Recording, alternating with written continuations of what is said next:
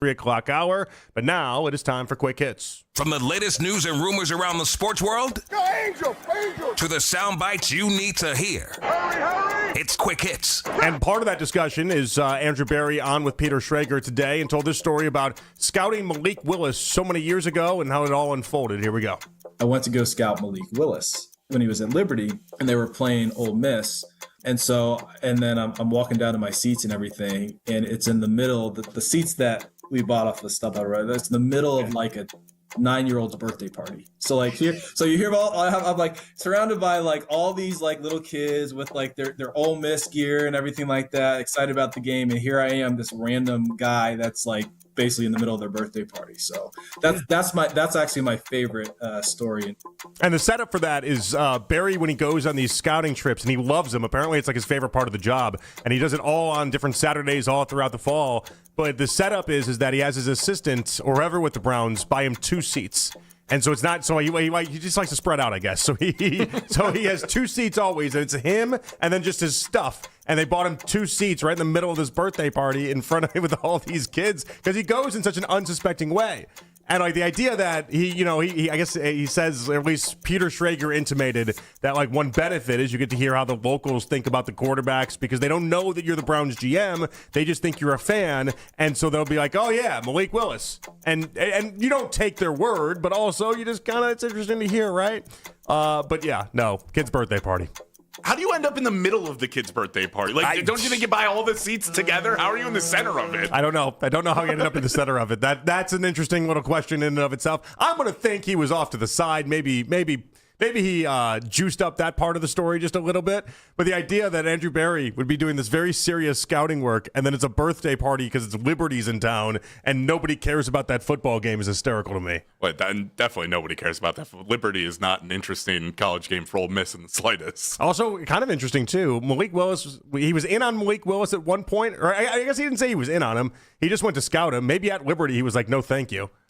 Yeah, maybe. Because wouldn't you think you'd be back in on him when he actually, hit the market this last offseason? You would. I mean, maybe not for the price tag he was at. I wasn't all that interested in him at the price tag. At some point, though, if he went to get on a plane and sit in a kid's birthday party at Liberty, you'd think he was at least semi-interested. Also, who has a birthday party at a college football game for like a 9-year-old? Doesn't that feel weird? I once had a birthday party at a Cubs game. Okay. I was 6 years old. My mom bought a bunch of upper deck seats. I had like 10 friends with me. And the thing I remember the most, I seriously was maybe 5 or 6 years old. Mark Grace is my favorite baseball player of all time. I maybe met Mark Grace like 30 times as a kid, okay? I get to the point where Mark Grace knew my name, all right? That's how obsessed I was with Mark Grace, and how many times, because my mom was the mom that would go after, and we'd go to the players' parking lot, and then we would wait for autographs, and then even like the cool thing with Cubs and how it was set up is that there's a really popular bar called Murphy's. Mm-hmm. And Murphy's, all the players, not all the players, some of the players would just go there after the game, okay? So, like, and no joke, Mark Grace would go there after every single home game. He'd go to this bar across the street. So if you're a big Cubs fan, you could just see him at Murphy's. It's just a wild concept that exists in the 1990s Cubs baseball that does not exist today at all, okay? But all these players, all the time, they would do that. So anyway, the birthday party happens. We take all the kids and everything like that, and we go to the parking lot, and then there's Mark Grace. And for whatever reason, there was more people than usual there that day, and he was just getting mobbed. And but the takeaway was that like he saw me, pointed, and was like, "Oh yeah, come on over." And like me out of everyone, come on over. I got a little baseball, it's a bad sign by him and everything. But it was like, it's such a great, core memory of it all. But yeah, we had a birthday party at a Cubs game. I don't know. Maybe I'm just on the out on this. Maybe that's all it is. In a baseball game makes a little bit more sense to me than a college football game. But still, I don't know. I'd never had a birthday party at a sporting event. College football seems incredibly expensive to pull this off. Baseball, like I'm pretty sure my mom could have got these tickets with like a Yoplait yogurt sticker, like they do the promotions. Like I'm pretty sure she collected enough Yoplait stickers to get enough Cubs free tickets. Well, and depending on the opponent too, like they might be giving away those tickets, especially if it's like a day game or something like that. Yeah. And when I was 6, the Cubs were really bad. You guys got to know this. This was not when they were anywhere close to being competitive. Like they were awful. They were not filling up that stadium or anywhere close to it. Yeah, and then by comparison, like a college football game, like you're putting out a good amount of change, like in order to get into that stadium, let alone like the actual alcohol that's going around over there too. I don't know if I'm with Jake. I don't know if that's necessarily the environment that, I'm expecting for a kid's party to be at. That 9-year-old's already like placing FanDuel bets. Also, there had to be good That seats. 9-year-old Andrew became Berry Brendan was there. Sorsby. Andrew Berry was there. This had to be like lower bowl. I know he's not sitting in the poor seats. No, definitely not. He's not sitting up there and like That's I the was for upset. me. He takes like the third row from the top. He's just like, I need get the the true bird's eye fan view. thought. Yeah. Who's like Liberty's biggest donor? That's what I want to know. He's probably like near them or in their suite or something like. No, he said he bought it off StubHub. He already said he bought the tickets off StubHub. Anyway, that's a fun story. All right, following the Myles Garrett trade, everybody wants to know what the NFC West is thinking. Happened with former Browns and current Cardinals linebacker Mack Wilson, and well, he was confident to say the least. How do you feel about Myles joining? They had to deal with us. At the end of the day, they got to deal with us. So. I mean, JP, obviously delusional, All but right. do you actually kind of do you want your players, like if this is a Browns player, let's say, Max Crosby he got traded into the AFC North. Do you want to hear, random player X on the bracket? Because Mack Wilson he's fine. He's not great. This is like the equivalent of like Mason Graham, except an older version of Mason Graham. Like Malik Collins essentially coming out and being like, yep, Ravens got to go through us. And it's like, no, they don't. Do you want that confidence, or would you rather Mack Wilson just be like, yeah, Myles, great player. It's gonna be a tough time. It is the same Mack Wilson that played for us, right? Yes, correct. It's not a different Mack Wilson. No. That's where Mack Wilson ended up. You threw me for a second. I was like, I liked Mack Wilson when he was here. Yeah, I thought he was a good player, and I liked him as a person too. I thought he was a solid individual. He got put in a bad situation. No other way to put it. That you can't win that question. What are you going to do? Say, no, we don't have a chance, we're the Cardinals and suck? Well, you lose it there, or you do what he did, which is make any sort of suggestion that the Cardinals aren't going to suck, and there we have it. Coach Riz has helped reshape my vision on this type of stuff in life, because I just believe that nobody could have that much optimism and that much belief. It's just because you're on a football team, you're supposed to win games. But enough players and coaches really do believe, even though you're on a really bad Cardinals team, they just think that they're going to be awesome and this is going to go well. Yeah, but you got to have some realism. It's Myles Garrett. Was it Trent Williams out there being like, oh, well, this year just got a whole lot less fun? Like, you don't have to give me that answer because you're Mack Wilson. It's a damned if you do, damned if I don't, I think, situation. I think you just go up there and you say a really nice thing about Myles. Looking forward to competing against him. Next question. I would avoid questions often if I were doing these things. You got to Andrew Berry that thing. Just They'd be like, so you fluff guys it up, tiptoe around. You guys going to be competitive in the NFC West? So Myles is a really good player. I think Myles, I played with Myles. I know Myles. Myles is great. And then just go off that route. That's the better. Why didn't they ask him about his relationship with Myles? He played with Myles for years. Would have been a better question. Would have been a better question. Classic Cardinals media. All three of them just didn't know what they were doing. All right. Charles Barkley was on the Dan Patrick Show and got to talk about his Cardi B's versus Cardi D's line. Here we go. Didn't look like bees to me, Dan. It It looked like bees to me. When's the last time management or somebody said, Chuck, can't say that? Dan, I'm hoping they fire me. I got 6 years. I got 6 or 7 years left on my contract that they know I got no chance of doing. I would love for them to fire me and have to pay me for the next 6 or 7 years. That is the dream if you're Charles. That's great. And I love this because this development means Charles is just going to keep trying to cross that line as often as he can because retirement would be the best thing in the world for him. I get why he does it. It's not the most taxing job in the world. It's not the most stressful job. Probably helps him in many ways. But at this point, you don't have to be doing it. No, I mean, yeah. I love him on TV. I love him in these spots. He doesn't have to be doing it anymore. No, he doesn't have to do it if he does. Like Charles Barkley does, he has to be aware that he could just stop at any point. But I think that is one of the appeals that the NBA has is that they always get these superstars that don't even need the money to want to do this stuff. At Shaq. Shaq has made so much money in his life. He doesn't have to do inside the NBA. No. He doesn't have to do that, but he wants to. And there's a part of that is just fun for them. And it's why they get the best guys consistently. It doesn't sound like he wants to do it. He's like, No, I it doesn't. hope they fire me. No, it doesn't. Yeah, please give me a pay. It sounds like he needs the money. Well, it sounds like he put himself in an interesting spot where he doesn't need the money. There's no way he needs the money. No. There's something else. There's some corner he's backed himself into. I've always think about this, like the responsibility maybe that he feels like he owes everyone else on that show might just outweigh anything personally, and that would be a burden that would suck. Because you don't want to feel like I let everyone down if I leave the show and the show isn't the same anymore and all this other stuff if I want to just go play golf and drink tequila all day. I mean, But I would just go golf and drink tequila all day. I just feel like you have about as easy as a job as you could hope for. Like, you're sitting there breaking down an NBA game, which you know at a very high level as a former player. And, like, the most focused he could be during a halftime was like, there's Cardi B, and, well, those are in her eyes.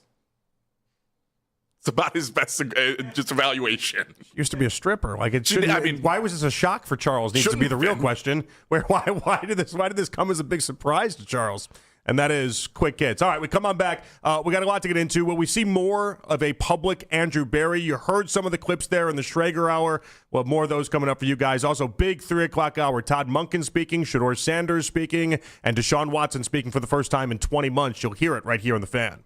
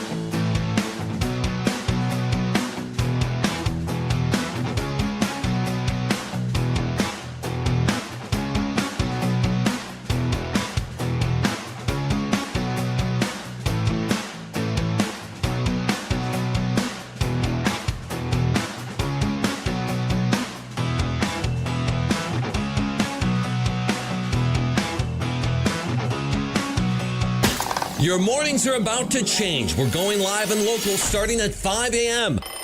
Join me, Jeff Thomas, for the Fan Warm-Up Show. You get those late West Coast scores you may have missed and all the latest news and rumors from the CLE. Hey, if you're up that early, you may as well worry about Cleveland sports with me. The Fan Warm-Up Show starting at 5 a.m. only on 92.3 The Fan.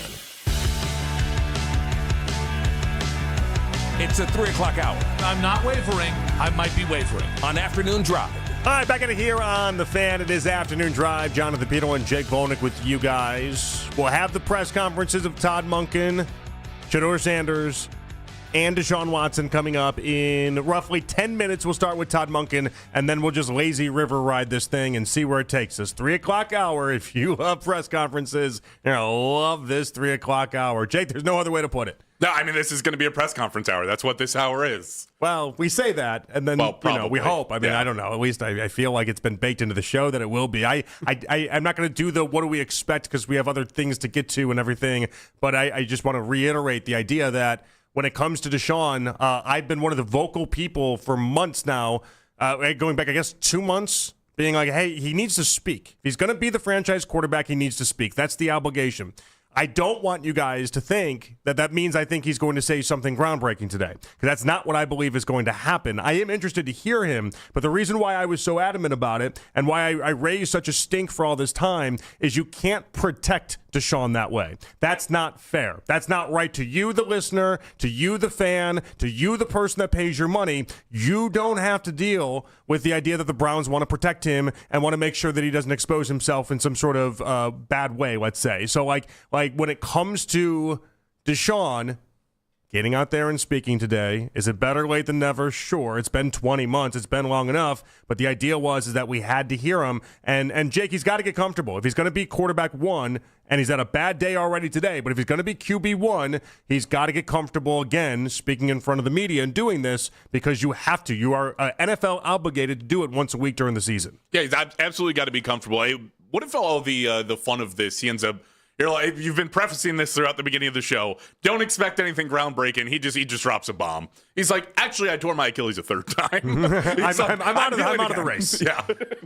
It'd be weird considering he's throwing reps with the ones today. It would be odd. That'd be an interesting development. I don't think it'll be that. What if he does? What if he drops a groundbreaking thing on you? What would be groundbreaking from Deshaun? I don't know. See, that's the problem. Find me the groundbreaking, because he practiced today, so we know he's not going to say I'm retiring from the NFL. That's true. Effective right now. So what is the groundbreaking thing that Deshaun could say?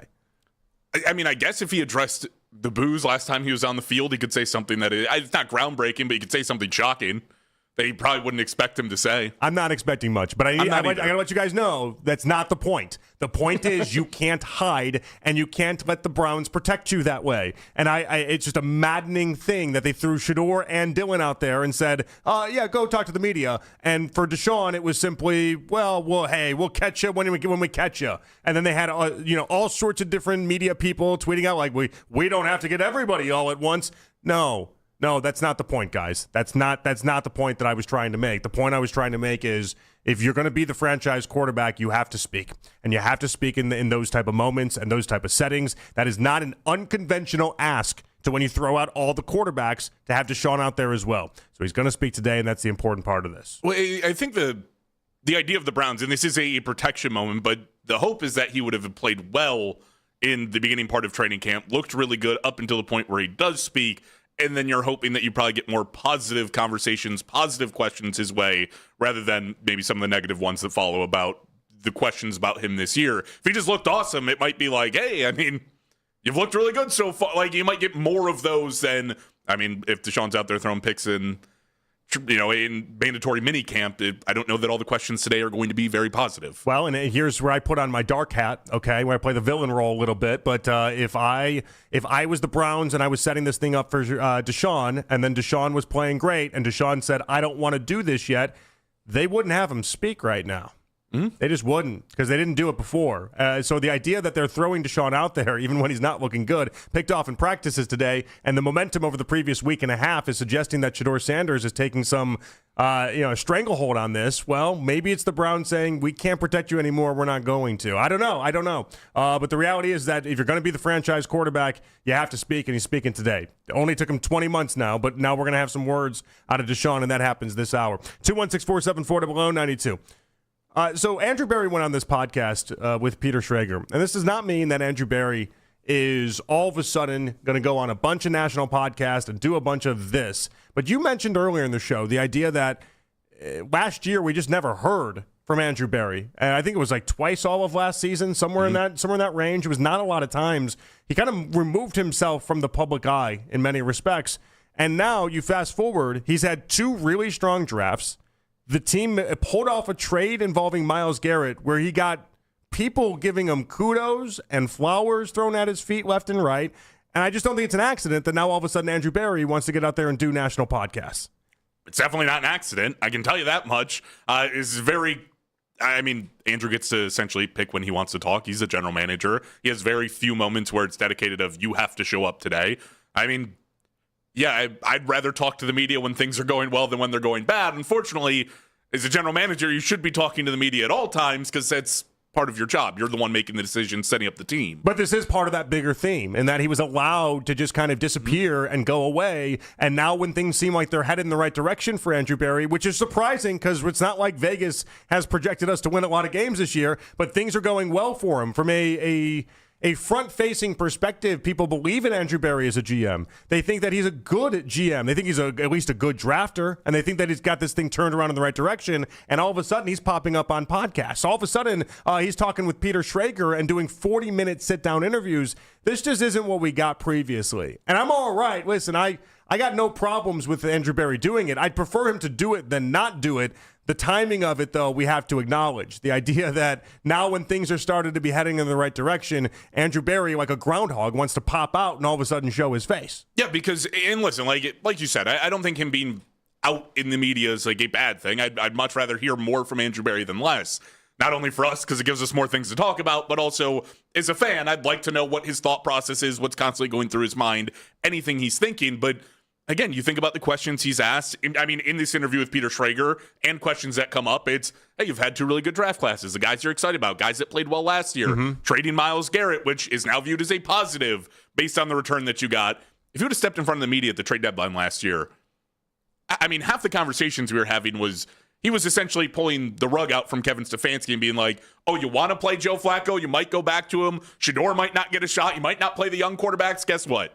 You don't have that opportunity anymore. You got moneyballed. Like Kevin Stefanski got moneyballed last year. You got moneyballed? Yeah. Well, we all got moneyballed. Deep Podesta. Thank you for that. This is true. I don't know. I don't know if he was scared of Stefanski questions or if that's kind of what was hanging in there. I really don't know. I don't know if he had to have a personal relationship with Schrager, and so that's why he's doing that. I don't know. I just know that we didn't hear from him much, and now all of a sudden, in the span of even just a week and a half after pulling off this trade, it now feels like Andrew Berry's in a lot of places. And I don't hate this. One takeaway I had from listening to this, and we'll get into more of the clips, and we played some in the first hour for the Odyssey Rewind about Deshaun and Shedeur that Andrew Berry was talking about, is I was like, this is awesome.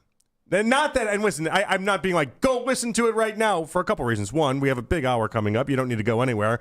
You'll probably end up being bored by it more than you were entertained by it. I found a lot of myself being bored by Andrew Berry discussing things. His breakdown of the finals was like a little too in-depth for me, if I'm being honest. Oh, all right. So he's got big breakdowns. Little too in-depth. Okay. I thought his roster knowledge of the Knicks, little too good for what I want out of my GM of a football team. He was talking to Sam Presti. I don't know if you know this about me or not, though. I'm also the guy that I like coaches that have no life. If you're going to be a coach of my football team, I want you to basically be the coach that'll tell me you spend 15 minutes with your kid a week.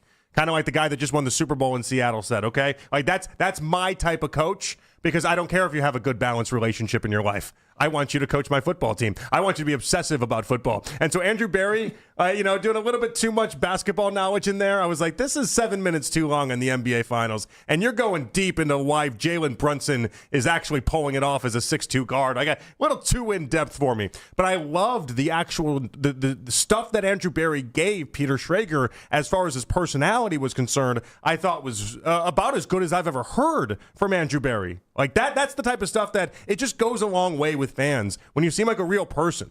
Schrager referenced him with Pat McAfee at one point, and how McAfee had talked about Andrew Berry sleeping in the offices in Indianapolis when he was coming up in football, and Andrew Berry talking about what a problematic that's not good. We shouldn't have been doing that, but obviously it's what he had to do at the time.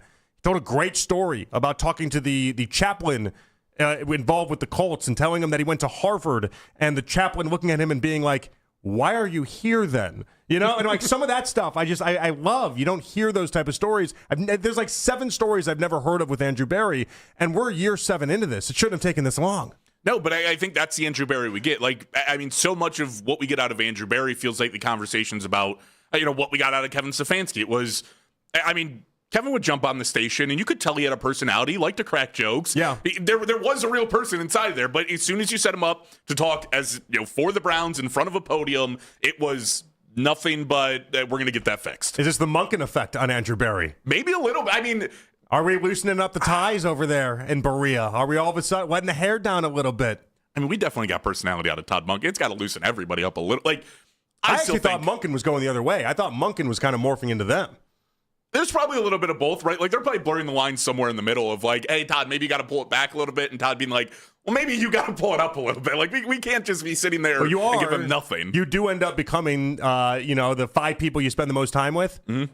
That's why I make sex jokes all the time now. That's part of it. That's the Nick Wilson effect. You see, this is how this works. We're not that kind of show. We don't do that. But you are the people you spend the most time with. That's the reality in life. And whether you intend to or not, I've thought more that Monken. What he used something a couple days ago that was just such Ivy League, Andrew Berry speak. And I was like, in no world did Monken come up with that type of thinking and that type of logic. Not to suggest he isn't smart. He's smart. He just doesn't use that type of language. And I was like, oh no, they're rubbing off of him just a little bit too much. No, he's football smart. He's like, I could describe to you in very great detail what's happening on a football field. He's not like, I'm going to pick up a textbook and read it to you type of smart and describe every single word that's in it. Not a problem, by the way. I don't need my football coach to be. I prefer my football coach not to be that. I don't need the Ivy League education being brought to me on football. I'd like the football education to be brought to me. Yeah. But yeah.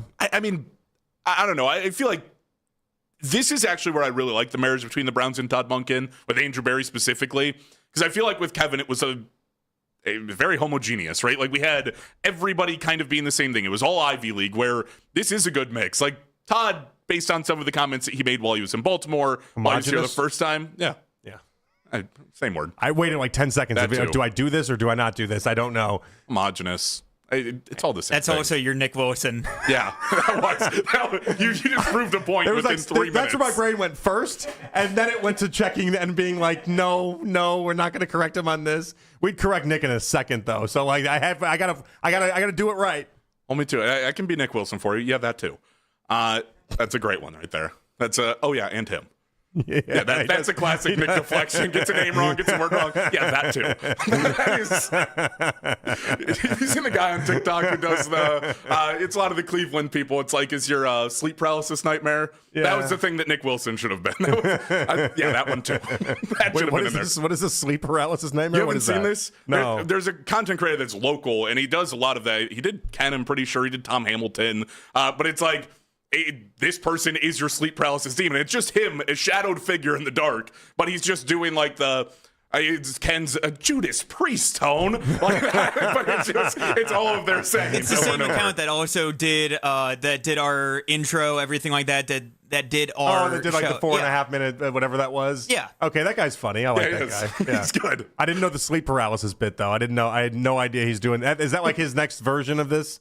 He's moving into that version of it? Yeah, he's done a few of those. They're good. I got to play one of them for you during one of the breaks here. All right, I don't know how I missed this stuff because I'm very. Is this TikTok or yeah, Instagram? it's on What is TikTok. this? I mean, it's probably both, but I see it on TikTok. I'm kind of getting out on TikTok though. Really? I know. I love TikTok so much, and I'm just kind of getting out on it. I just feel like it never leaves me with anything satisfying at this point. No, it really doesn't. I just waste an hour of my day I'll every spend time. a half hour on there and be like, "What was my takeaway on this? Nothing. I got nothing out of this." And so I'm finding less and less time on there, less and less time on Instagram, less and less time on the socials in general, which sucks because I like to spend time online. You can find me a new one. I'm ready to just completely ignore my kids and get right back into that game. I just need the right app to get me there. Just need a different social media. That's all. All right, we're going to have the Todd Monken press conference coming up here in just a few minutes. Shedeur Sanders, Deshaun Watson as well. You'll hear it all this hour right here in The Fan. Hey, everybody. It's Andy Baskin for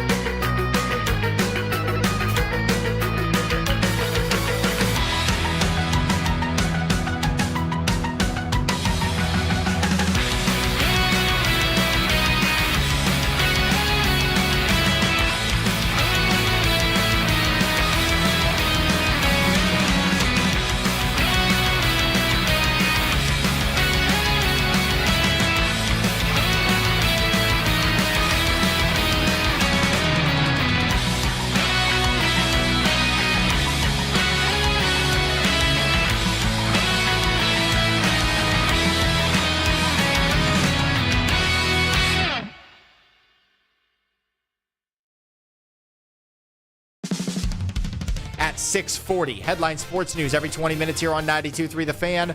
From the University Hospital Sports Desk, I'm Michael Markoch.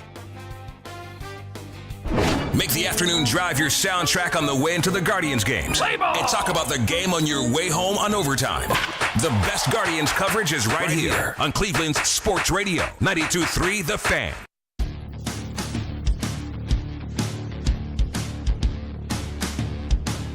Missed a moment in the show? Use the rewind feature on the Odyssey app, powered by Integrated Restoration, your local experts in water, fire, and storm disaster restoration. All right, back at it here on The Fan. It is Afternoon Drive. It's Jonathan Peterlin, Jake Volnick. I didn't mean to lie to you guys, but I guess I lied to you guys. I told you this hour was going to be Todd Monken, Shedeur Sanders, Deshaun Watson. Todd Monken not speaking. That's not my fault, though. Apparently his voice gave out.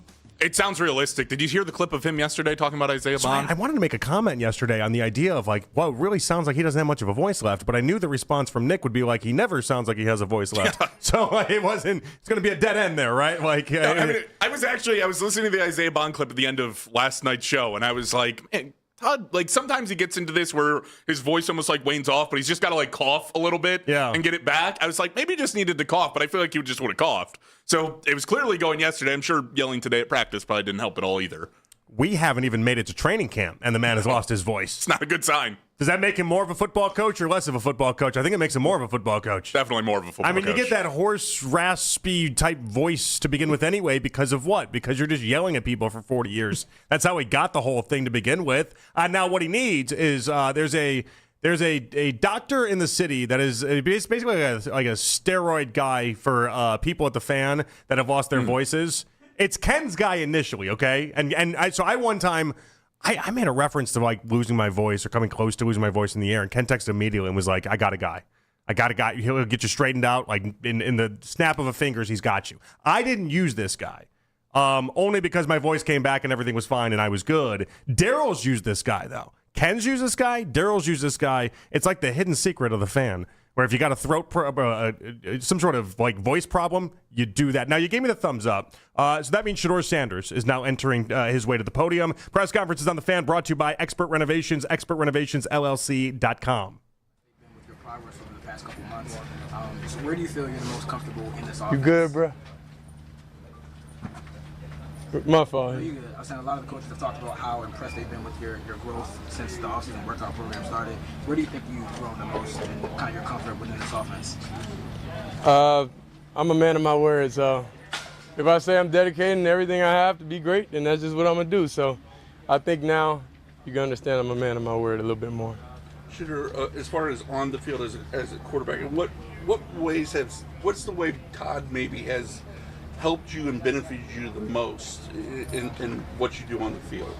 I'll say relationship. I never want to let my coaches down at all at any point. You know, even if it may look like a good day, if I know internally like it's a couple things I messed up on, it's just a relationship. That's what I'm based off of, and that's what I appreciate a lot. All these coaches, you know, having that relationship, and we know everything coming from like a get better standpoint, you know, and just being able to talk. So if I miss a throw out there, it's like, dang, I don't even want to talk to the coach. I'm like, I let him down, you know. But I think that's just how we all feel on this team. Like we love Coach Monken and all the coaches that's with him. How would you assess the way the competition is going with you and Deshaun? I don't think I'm a judge. I'm not a judge. So, Todd made it sound like yesterday like the competition is going to continue to training camp. So how do you prepare yourself, either mentally and physically, for coming back 6 weeks from now and duking it out for that spot? See, I think the way how y'all look at things is different than how we look at things. We look at coming to practice every day, being the best player we can be as an individual and as a good teammate. Y'all look at it as like a competition. It's like that's not really nothing I'm just focused on. I'm focused on developing as a player, like doing everything, getting as comfortable as I can in the offense and the scheme, and playing with that confidence I had. So I think that's all I'm really looking for and trying to improve every day, whether it's mentally, physically, emotionally, spiritually. Like I'm just trying to be a better person every day, and wherever that falls into place, it'll fall into place. We've seen Todd not afraid to just, if there's a mistake, pre-snap or whatever, he'll stop the play and make you guys reset. He coaches you up hard during practice. Just, what is that? I guess what's your view of that? How much does that help you when you have a head coach that's not afraid to set expectations in the middle of a practice like that? Seems like something familiar I was used to. It seems like a guy that I'm real familiar with. So I enjoy it. I definitely like his expectations he has for us, and it gives you no choice but to be great or to get out the way. I think it's just that simple. Do you plan on hosting a workout prior to training camp with teammates, or are you going to attend Deshaun's? What do you mean attend Deshaun's? I think he's having a workout for teammates in South Florida. I just think that was just a question to try to start something, honestly. It really isn't. I think we're a team. If one of us chooses to do something, we all gonna do it together as a team. It's not no individual thing. So that's the thing, like the quarterback room, like we all connected, we all cool. That's the difference. Like we all cool, we all communicate with each other. Hey, there's nobody's single individual idea, because that creates separation with, okay, now what receiver's gonna show up for this guy? Nah, we all a team. We all gonna come as one. We all gonna get together as one team and get the things done. Cause then that's what that causes separation and just a messed up vibe. And it's like, that's not really what we own this year. We own like being a great team. How does this offense benefit your skill set? I think if it's a football field and ability to have a chance to play, that's going to benefit anything. I don't think it's really about just the offense. I think about things I can't control. If I was in the wing T, I have no choice but to execute a wing T offense. So it's like, I don't think about those things. I think about, okay, this is the objective. This is where I got to learn. This is what I got to do, and I got to maximize everything I can in this position. Shador, you obviously have had a little over a month now with some of the new guys in this offense. Just what's it been like building chemistry with Casey, with Denzel, and how those relationships kind of coming along? Yeah, I think it's great, honestly. Being able to have conversation with those guys and how they see stuff. It's a lot of different perspectives coming from different places, and we all talk about it. Even the quarterbacks, we all view things differently, so then we all help each other out. Like, hey, you may want to do this drop on this, or you may want to hit when you do this, or if you see this, let's probably just get into that. So it's like everybody just communicates more, I say, and talk to each other. Shador, what about the new O-line in front of you too? Is it a similar process? Yeah, the new O-line, they really cool. We definitely have a lot of things in common that we talk about, and I think it's real cool. I think they really go out their way, to connect with everybody. And I think it's natural also. I think we have a lot of cool activities that we're all gonna get together, either individually, or as a big group and do. So it's like the team honestly is real fun. It's real exciting to be around. It's not really a dull moment when you have all these different players, personalities, everything. So it never feels like work. It never feels like you going out here in this long days. You look at everything like it's fun and it's a game. Shador, Alex said that the energy around here is just different right now in terms of guys chattering back and forth, offense, defense. Even said that Todd Monken's kind of got into some of the trash talk. How do you feel like the energy has been both offensively and defensively around here? Yeah, it's definitely competitive. And I like that type of game. Because that's when the pressure's high, that's when it brings the best out of everybody. We are competitors, so it brings the best out of even the coaches. They be talking to the players sometimes, so it's just real fun. The energy, every day is fun here. Shador, Isaiah got such a late start to his rookie year last year. How much more comfortable does he just look right now, kind of being able to go through the entire offseason and work with you and Deshaun and all the other quarterbacks? I think every rookie out here looks way more comfortable. You get what I'm saying? We a team. We communicate through different things. We know each other's skill set. We know what we like. We know what we don't like. I think they get put in great positions to be able to maximize what they do and still grow for the things that they need to grow in, even me, you know. So we work on those things in individuals every day about what we need to improve, and we better apply it in that next period. Our coach is going to be very mad. Sure, I don't think we asked you this like at the beginning of the OTAs and whatnot, but I know like you were standing Cleveland, working out at the facility a lot. Even Andrew Barry and others were talking about how hard you work, kind of like working on your body. What was the goal in the offseason when it came to just kind of like working on your body, and how do you think it's going to translate to the field? Do the same thing I've been doing every year of my life. It's no different. Y'all just know now. But was there anything that you took from your rookie year into the offseason and you said, okay, this is what I for sure need to work on. I want to make sure that that's improved?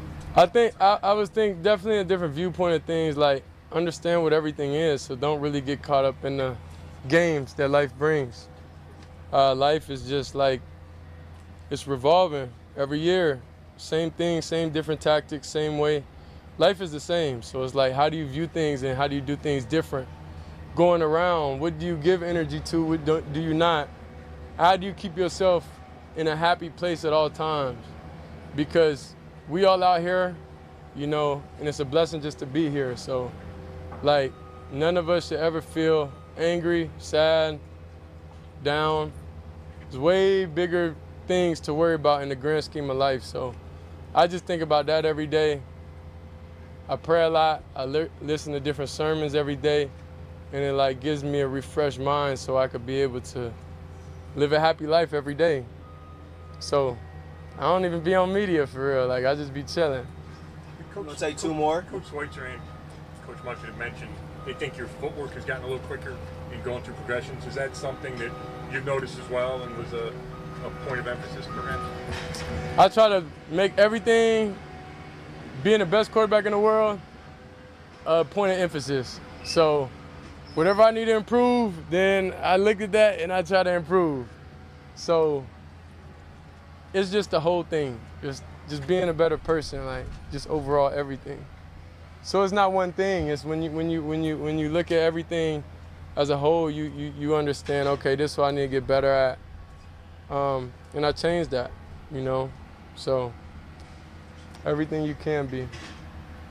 Shador, a couple days ago, saw you at the event, Cleveland for Christ. Can you kind of talk about that, like what it means to you? Yeah, definitely. Like, I really appreciate when our players like are passionate about something. I'm speaking in general. I'm not speaking just about this one thing, but like I'm really passionate about when our players are like super serious about something. So it's like, because I know I like to do some things off the field, and I have great support, when it comes to like different teammates and different guys like showing up and being there. And like when you show that aspect of like, all right, this is super serious and the cause what it's for, it's kind of like, I kind of have to show up, just because like I believe in God, and I believe that those men that put everything on was called to do that. I think I'll never stop what one person's calling is, so all I could do is just be a great supporter and do what I can to go and support my teammates and everything. So I think it was really exciting that they did that. I just got back from out of town, got a haircut, and then I pulled up. So I may have got baptized there, maybe. Or I may just get baptized in my dad's pool at home. I don't know. Who knows? But it was super cool. It was super exciting, though. I'm just really happy and thankful, and I look at them and tell them, like, I appreciate them, and, like, we have those serious talks just about, like, Jesus, about God in the locker room, and I think it's real cool. Appreciate it. Appreciate it. And that was Shador Sanders' press conferences on 92.3 The Fan, brought to you by Expert Renovations, expertrenovationsllc.com. You'll hear from Deshaun Watson coming up in moments, but Jake, Shador isn't a judge. That's the line that he put out there, and I thought the whole tone of that press conference was the idea. And by the way, that is the right answer in my opinion. Like, you guys can be the judge on that. I'm not. I just have to go out there and do my job. The tone, though, kind of felt like Shador thinks the work will take care of itself if he just does his part. And, like, he can't really focus on the outside storylines. And I think that's the right mentality. Would it drive someone like me or you probably insane? Yeah. Maybe that's why we're not someone like Shedeur Sanders, though, because Shedeur, I think he's got the right understanding of this. Like, all I can do is go out there and do my very best and let the chips fall where they may. Yeah, I mean, I think it's the right mindset. I think you're right. It would drive me insane. If I'm in a competition, it's absolutely a competition. That doesn't mean, like, you and I could have a competition. Doesn't mean that I hate you. Doesn't mean that we're not close in the, they can't be close in the quarterback room, but you are in a head-to-head. Yeah, this is a weird spot for him, though, because last year they had the game in Las Vegas where Deshaun Watson traveled with him, and you can tell based off of the reporting that was done around that there became mutual respect there, and Shedeur was. I'm not going to say looking up to Deshaun. I don't know the relationship that intimately, but what we do know is that it mattered to Shedeur that Deshaun was there, and he obviously learned a lot from Deshaun as well. But now you're doing this. Like this doesn't feel like Kyler Murray versus J.J. McCarthy. It just doesn't feel that way, and I don't know why it doesn't feel that way. Maybe when Deshaun speaks, it'll have a completely different tone, but it's just not how Shedeur operates. And I think in hearing Shedeur long enough, if it's an unfair read, people can let me know. I just feel like Shedeur, because everything in his life has worked out and has taken care of itself, he just believes everything will. And until proven wrong, it's not a bad mentality to have. No, and I mean, listen, all you can do, even if you're in a competition, is go out there and compete. And I do think there's a closeness in this room, but this is an odd situation of a quarterback battle. It's very odd. How often do we see a quarterback battle where two guys who are in the room the year previously are then competing for a starting job the next upcoming year? Like, at least one person's in that, like, the mentorship role and is understanding, like, I'm going to try to make you better. I mean, this is what Joe Flacco said he spent so much of his life trying to avoid. Joe Flacco famously would not do the, I'm going to coach you up, I'm going to make you a better quarterback, because he looked at every person in that room, Lamar Jackson included, like, you are going to come take my job. And obviously, he got burned by it with the Lamar Jackson situation, so he was right to think that. It's such a dog-eat-dog, cutthroat NFL world. It's just not who Shedeur is, though. I just don't think he's got that in him that way. And I think it's a very healthy and mentally, I know it's very mentally healthy approach to the idea of I just do my job and life's going to take care of itself. I can't focus. You guys want to make it a competition, make it a competition. I just look at it as we're trying to be teammates and I'm going to be the best teammate I possibly can be. You would agree, though, that this is kind of the opposite viewpoint that I think most NFL quarterbacks would probably 100%. take. Yeah, that 98% of them take the Joe Flacco's approach to this. And in fact, I want your thoughts on this on the other side. Are there fans out there listening and thinking to themselves, I wish Shedeur was more cutthroat? I wish he would have this. I'm going to take that job and I'm going to run with it. And I'm not going to be buddy-buddy with you. I'm not going to create this environment where because we're teammates, we're supposed to be best friends. Because there's enough of the NFL that if you try to take their job, they're going to try to take your lunch. They're going to not only try to embarrass you, they're going to make sure that you don't look good in the process. Shedeur's just not built that way. He just has a complete team-first mentality to all of this. 216-474-0092. We'll get Jake's thoughts on that on the other side. And the idea, whether or not Deshaun Watson will have a different approach to this, we'll hear from Deshaun when he makes his way to the podium as well, right here on The Fan. From the Kissling, Nestico, and Reddick Traffic Center.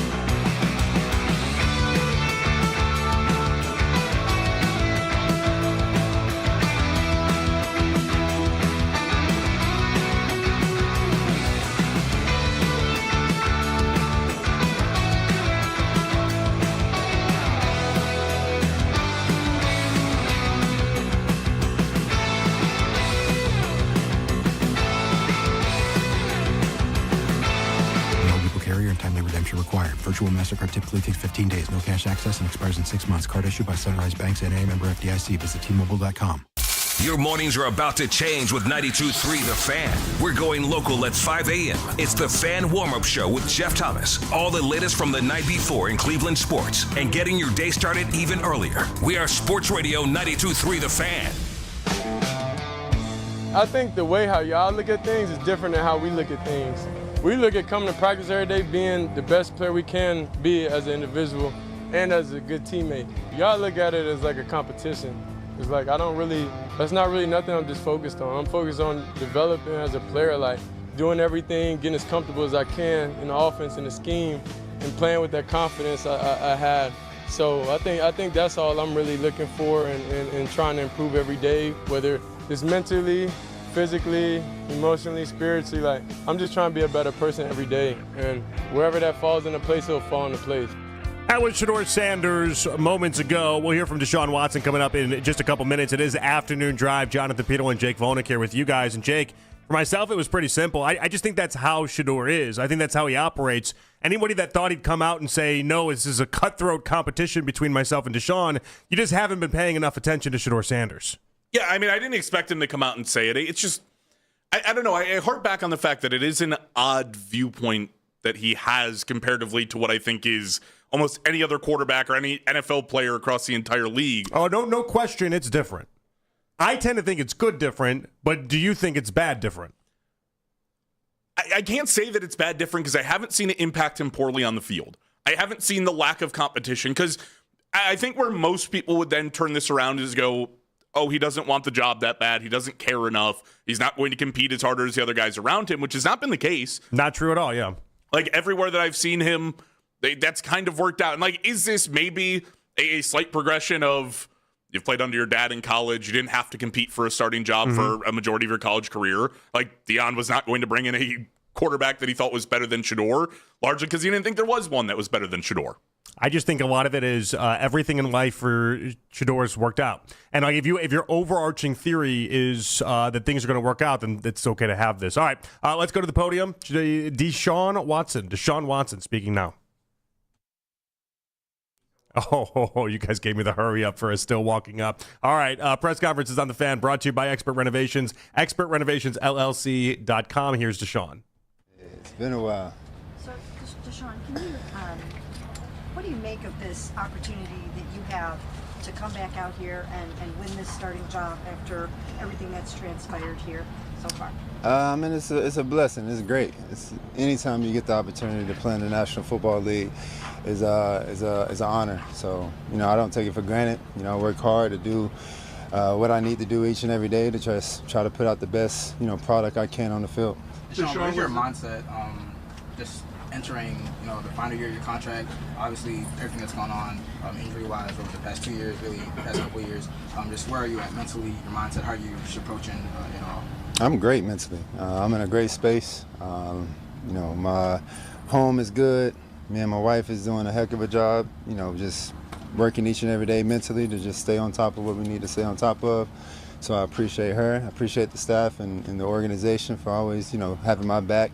And I'm in a good space, enjoying myself out here, enjoying my teammates and the new coaching staff. So I'm in a great space. What was the last year and a half like for you since that injury in that Bengals game? I mean, it was a lot of ups and downs. I learned a lot about myself. Learned that, just got to be patient. Just keep working, keep pushing forward. But, I've always kind of had that mentality since I was a kid, growing up. So it wasn't anything, new for me. The situation and environment was probably new, just being with the type of injuries that I had. But outside of that, just keep pushing forward. That's how life goes. Life is going to continue to go on. So, it's been tough, but at the same time, I was able to grow and learn. Deshaun, was there ever a thought? I mean, you talked about the ups and downs. Was there ever a fear in the back of your mind? It's like, am I going to ever be able to get back out there and get an opportunity to play this game? No, never was a thought. Deshaun, the last time we saw you on the field, you were rupturing your Achilles, and you got some boos from some fans. How do you, and now there still are some fans that don't necessarily seem to be in your corner. How, as you move forward and maybe become the starting quarterback of the Cleveland Browns, how do you reconcile or grapple with the notion that, maybe you don't have all the support that you would hope that you would have from Cleveland Browns fans? At the end of the day, I can't control what, people support. I think that's their own opinions. I think that all I can do is just put out the best person I am, showcase who I am as a person, as a player, as a teammate, and what I represent as an individual. So outside of that, I can't focus on, what the outside is saying or what they, I have no control over that other than just putting out the best, product that I can put out as a person and as a player. Deshaun, did you have any emotions with that? Obviously, like I know a lot of your teammates kind of spoke out about that, how For sure. Frustrated they were. And kind of a real low moment for you. Do you have any strong emotions about that kind of some of that kind of reaction? Yeah, I had emotions at the time, but you grow out of it. Yesterday, Todd Monken said this competition is too close to call. Do you feel that way? I just show up every day, so I can't control, coaches. He's the head coach. He's the one calling the plays, and he got to decide who he wants out there on the field. So at the end of the day, I got to just show up each and every day and be ready, and wait for my numbers called. Sean, coming off the Achilles, how important is it to you to get a chance to start again in this? It's very important. I think each and every person that walks into the locker room should have that mindset that you want to start in this league. That's why we show up each and every day, is to be able to go out there and be able to perform on Sundays or whenever that day is. So it's definitely the main focus of why I work hard to be able to come back the way I do. So how does this system fit you versus the last few installments with the different OCs? It's a lot of responsibility on the quarterbacks in the system, and I think that that's what I had in Houston when I was with Bill O'Brien. It was pretty much that Tom Brady tree, and everything relied on the quarterback operation. So with Monk, he's given a lot of responsibility to us, and you got to own up to the responsibilities and the situations and what you decide to do on the field. And I think that's something that I'm very comfortable with. It's been a while since you've been on the field competing. So how are you doing, do you feel? I'm doing well. I'm doing great. Sean, when you look at the way that your first 3 seasons here went, if you get back out onto the field as the starting quarterback for the Cleveland Browns, do you think that you will have a better opportunity to be successful at it, given everything around you, given the Todd Monken system, given the supporting cast? Do you think that this will be a chance to show who the real Deshaun Watson is here? Of course. The only reason I really say that is because it's the next opportunity. I can't look in the past. I can't look in the rearview mirror. Obviously those situations and you have those experiences, but at the same time you got to keep pushing forward. So my mentality is one day at a time, and for love. And I think you guys seen it on social media. Focus only on victories every day, and so that's all I'm focused on, is just being able to keep pushing forward and keep stepping forward. And if I keep stepping forward and standing 10 toes down, then I'll be good. Deshaun, I know you said that you didn't have any doubts in your mind that you worried about never playing again, but I guess were there any doubts about if you would get another chance in Cleveland to be the starting quarterback? No, and that's just from internal conversations. Have you thought about what you want to do, since it is the last year of your contract? What do you want to be doing in 2027? I don't know. I'm trying to play a full season, man. I'm just trying to be healthy so I can play all 17 plus games. So I don't know what's going to happen at that time. Do you think that you're there yet to play like a full season? Like, do you feel ready for all of that? Oh, most definitely. I do. So I feel good. Even though you've only been able to play 19 games with the Browns, you're the longest tenured offensive player on the team. Does that feel strange to you at all? Yeah, it was a lot of new faces walking in, so it was different. But I think you can take that wisdom and just kind of those experiences we've been going through, and and try to put some positivity in all the young guys and the new guys. And with those guys not really having those experiences that we had the last couple of years, it's fresh minds and fresh opportunities. So I think those guys are coming out here and competing. They don't really know what happened, but it's a new opportunity for us to be able to change that narrative. With so much time off last year to think, like you said, to grow. You got married, you got Jilly, things are different. How are you a different person than you were the last time we saw you here playing football? I think the biggest thing is, I just I'm an introvert now, so I don't really get into all the outside stuff and noise like I used to. I used to be a social person back in the day, and kind of, more open. But now I just kind of watching my surroundings and, my moves, and just kind of focus on the things that I need to focus on, and that's the ones that, I really got love for, and people that support me. Sean, back to the question about you being physically able to play a full season. Would you say you're at 100%? And were you dealing with anything from the shoulder surgery back when you made those 7 starts in 2024? I can say that now I'm fully healthy, ready to go. This last year I was able to conquer that. And then I just say I haven't been 100% since that Tennessee game in 23.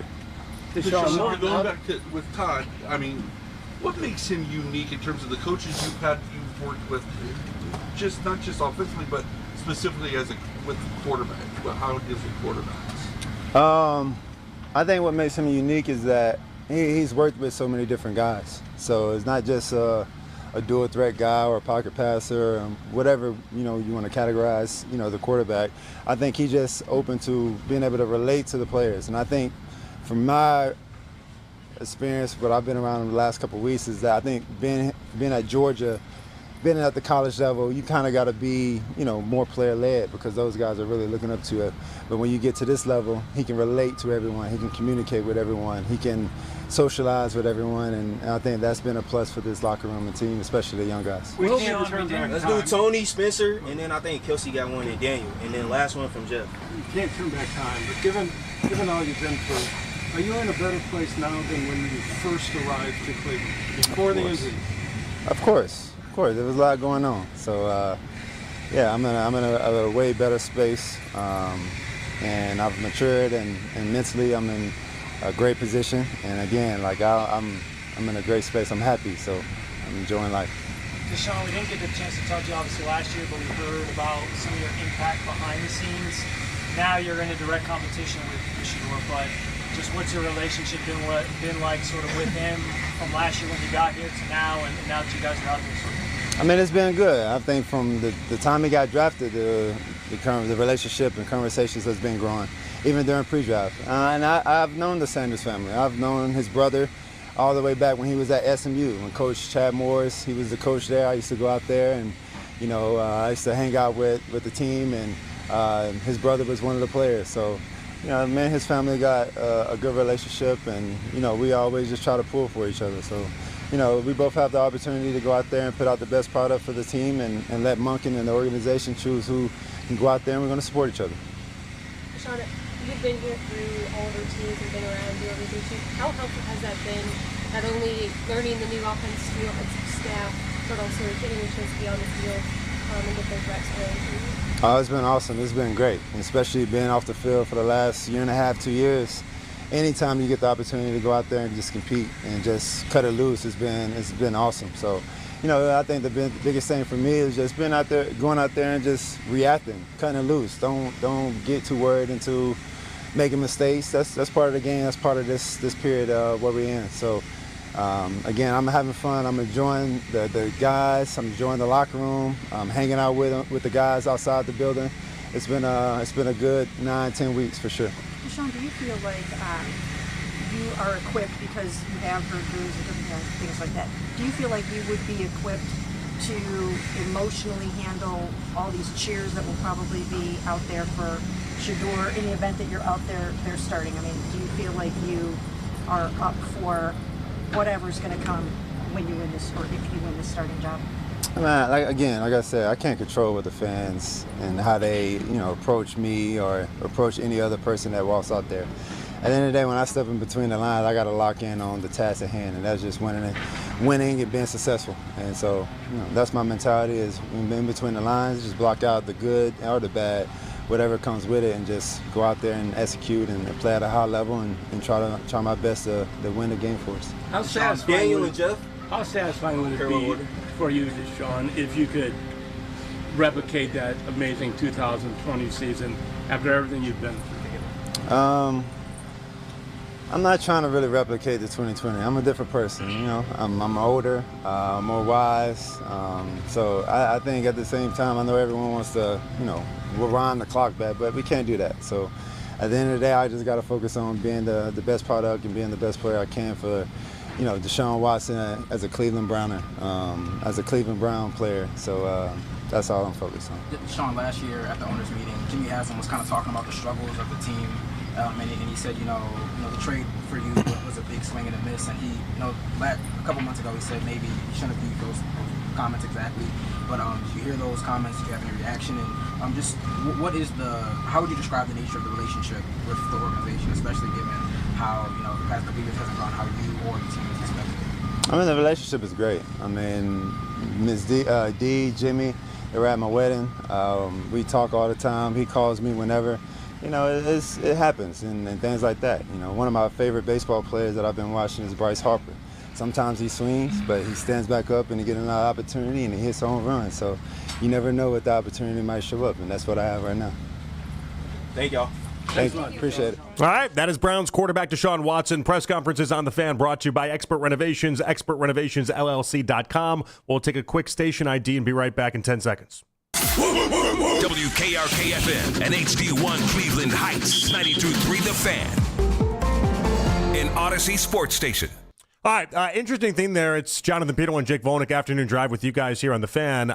You noticed he mirrored what Shador's mantra is, I guess, now at this point. They are not doing a cutthroat competition between the two of them. They are definitely doing no part of this is going to be hostile. No part of it's going to be weird. In fact, Deshaun had mentioned how he just roots for Shador in life, and obviously that expands the football field. And this is not Kyler Murray versus J.J. McCarthy in Minnesota, where it seems like neither one wants to be around each other, and they're not even going to give us the platitudes to suggest that they would want to be around each other. I mean, again, this is a product of having two guys in the room last year, one who was unable to play, one who did play. And, I mean, realistically, can you have one guy, especially the younger guy, be like, oh, it's all love around here. You know, we're great teammates and we're rooting for the best in each other. We're just going to go out and compete the other day. And then Deshaun walk in and be like, can't stand that guy. That's exactly what we saw in Minnesota. That's why we bring it up. It's exactly what we saw in Minnesota. Kyler Murray was like, he's a great teammate. We're just getting along and everything's great. Fast forward to then all of a sudden J.J. McCarthy speaking, and J.J. is like, yeah, we don't really talk. This is I don't know what impression you guys got, but it's not a good one. And so like that, yeah, like we're seeing that in Minnesota. And that's what makes this dynamic so interesting. I agree. Most people would have this front-facing idea of we're going to be lockstep in trying to root for each other and we're at least be on the same page. But in Minnesota, they're not on the same page. And last hour, you acknowledged how weird it is, the idea that even within Shador in this conversation, he's got a this will take care of itself mindset. It seems like Deshaun also has that as well. And I don't think that's a bad mindset for either one of them. I really truthfully don't. But there's a lot of people out there listening right now that wishes it was more cutthroat than maybe it is. I mean, I think it gives you more like TV drama type of feel when it's cutthroat that way, when the guys really don't get along and they want to beat each other out. But again, like when we go back to the Viking situation, Kyler and JJ, they don't have a pre-existing relationship. They don't have that. Like clearly Deshaun and Shador have a good pre-existing relationship where Deshaun helped Shador, as you pointed to at the Vegas game last year. And so I think they have that where, let's be honest about it, Kyler doesn't care what happens to J.J. McCarthy and probably vice versa. Those guys know that they're not going to be teaming together for very long. The organization is going to pick one or the other, and the other guy will be shipped out as fast as possible. Yeah. What's interesting, though, is that the approach they're taking on this one, and I didn't expect anything different from Shador. I think I've just listened to enough Shador over the years. Shador's mindset is everything in life is taking care of itself already. It's going to continue to take care of itself, and I just got to let the chips fall where they may. I didn't know what to expect out of Deshaun. I really didn't. Because when Deshaun speaks that way, it's different when Shador does it. When Deshaun speaks that way, I just got to be honest with you guys and tell you how I feel, okay? I was listening to him, and it kind of felt like, well, if it happens, it happens. And if it doesn't happen, I guess that's fine too. And listen, the check's already cleared. Money's already been paid. He's already made $230 million whether he plays or doesn't play. I would have thought he'd want to be out there, and I know he wants to be out there so he can showcase what he can do, but it was a little bit more of a laissez-faire approach. And I guess I just don't have – with Shedeur, I got the evidence to back off on the idea that life hasn't beaten him up at any point. You know what I mean? Everything's worked out for Shedeur, and I imagine it will continue to work out in life for Shedeur. Deshaun's been beat up. Deshaun can't have this everything's going to work out mentality because it hasn't worked out for Deshaun. Anytime he thinks it's about to work out, the rug gets pulled out from underneath him. Yeah, and listen, like, would it drive more of a competitive nature and a competitive mindset? You think that it would. I don't know. It's not the vibe that I've gotten out of these guys as a whole. So I guess I didn't expect to hear from it. But if you're Deshaun, why not the laissez-faire approach? Like, why are you going to go be the drummed up guy, the animated, emotional guy about it? And I think more to that point, during that point, did I read it wrong that he was essentially reassured on the idea that he would get an opportunity? So that's the next thing we want to talk about. Yeah, the comment there he made there is he had no doubts he'd play again, and then they followed up like, well, so why do you think that is? And he said from internal conversations. My follow-up on that is, what were those? What were those internal conversations that led you to believe you were going to play in a Browns uniform again? Did those already take place? I would imagine they would have. That's why he's talking about it. Dumb comment by me. But the idea remains. When did he have those internal conversations? When was he promised to play in a Browns quarterback and Browns uniform again? And was it on the idea that you'd be the starter, or is it on the idea that you'd just be able to compete for it? Yeah, like I want to hear back at some point, obviously, what Deshaun had to say, because the way that I took it is that he would have an opportunity to attempt to start again. Like, it did not sound like, hey, Deshaun, you're a quarterback. When you're healthy, you're back, you're good. What I wrote down right here was had no doubts he'd play again, and then the follow-up is why, and it's from internal conversations. I'm assuming he's talking about what you're suggesting, which is starting, not playing again as far as holding a clipboard. And so I'd like to know, when did that happen? When did you get those assurances, and have those assurances changed in the previous couple weeks? Are we playing the rigged game? Are we at Chauncey Billups' poker table the entire time, and I'm just now getting wind to it? That's what I want to know out of all this. Is this has the die already been cast, and Deshaun's really, in fact, he's in the lead, and he's going to stay in the lead because he's already been told, you got the job. From people that, by the way, were at his wedding, as he mentioned and brought up as well. Has he already been told that he's going to be able to start this season, and you just got to work through it all mechanically, and you just got to work through it all? Like, these are the type of comments that when he makes them, and we get these every now and again around the Browns, you make it, you do start to think, all right, does Shedeur in fact have that fair shake that I felt like as recently as 2 hours ago that he was being afforded? Well, I think this is a difficult part, right? Because I think, one, it would explain the laissez-faire approach. If you already have been basically guaranteed that you're going to be the starting quarterback. Just look like the good guy. Who cares? There's no reason to be cutthroat about it. Look like the good guy. But the other part of this is, I don't think you're slipping it past the fan base. I don't think you're slipping it past the players. That if you go out there and everything that I saw from Deshaun today was that it didn't look all that great, right? The defense won the first team battle. He threw an interception, probably deserved to throw one or two more. Was not a good day from Deshaun. If you continue to have those type of days and Shedeur continues to play well, you're not slipping that past anybody. Like, you can't just walk out and go, Deshaun's a starting quarterback. He looked better. We trust him more. Yeah, 216-474-0092. You're right about that. I want to hear from you guys. Did Deshaun let us in on the Browns' plans? That he, in saying he had no doubts he'd play again, and why he was so confident in that is from internal conversations. Did he tell us that he's already been assured something that we just didn't believe to be true up until this point? Because, again, it's not... I think you bring up a nice point in the idea that if he just stinks it up on the field, at some point the Browns are going to say, we might have told you something. We're not sticking through with that. But how far does that go? Like, I don't think you just get to be walked in. If they wanted Deshaun to be the starter, realistically, you could have gotten value for Shedeur this offseason. Like, I don't know how great it would have been. About that. You don't think you could have traded Shedeur for a 4th-round pick? Doubt it. 5th-round pick, get your value back like you did on Kenny Pickett? A 5th-round pick, why don't I just keep him and just say you're going to be the backup for 2027 at that point? You could, but it would eliminate the idea of a competition that Deshaun could lose if that was your guy. If you were saying, don't worry, you're going to start again for the Cleveland Browns, why not just make it undoubtedly Deshaun is the starting quarterback? That's the guy we trust. We're moving forward with this. I still think they had to see him actually out there physically and make sure that his rehab went 100%. I think before you make any decisions like trade Shedeur, I think you want to make sure that he can at least stand upright. And when the season ended and the trade speculation would have gone and those conversations would have had, we didn't have those assurances. So I think they had to see that first. I think that had to be part of the equation. And that's part of that, though, is when we had the 3 days of installs, and they walked away acting as if Deshaun had already gotten the job and it was a done deal. I think that's where that sat. You know, if we're playing with the timelines here, if Deshaun was told he's going to start and he had the assurance that he's going to start, then he had the 3 days of install to basically, this is my end of the bargain. I'm holding up to that. I showed you I can be healthy. Then yes, it sounds like we're on a one-track road to Deshaun Watson being the quarterback to start week 1. But what does happen if he has more days like today where Shedeur just looks better than him? Because everyone has told me until it blew in the face about the idea that Todd Monken is 59 years old and he's going to put the best quarterback out there and he's not going to stand for any of this. And my response back is simple. That's nice you think that he's got the decision on this. And people go, he's the head coach. He's got the decision, Jonathan. No, he doesn't.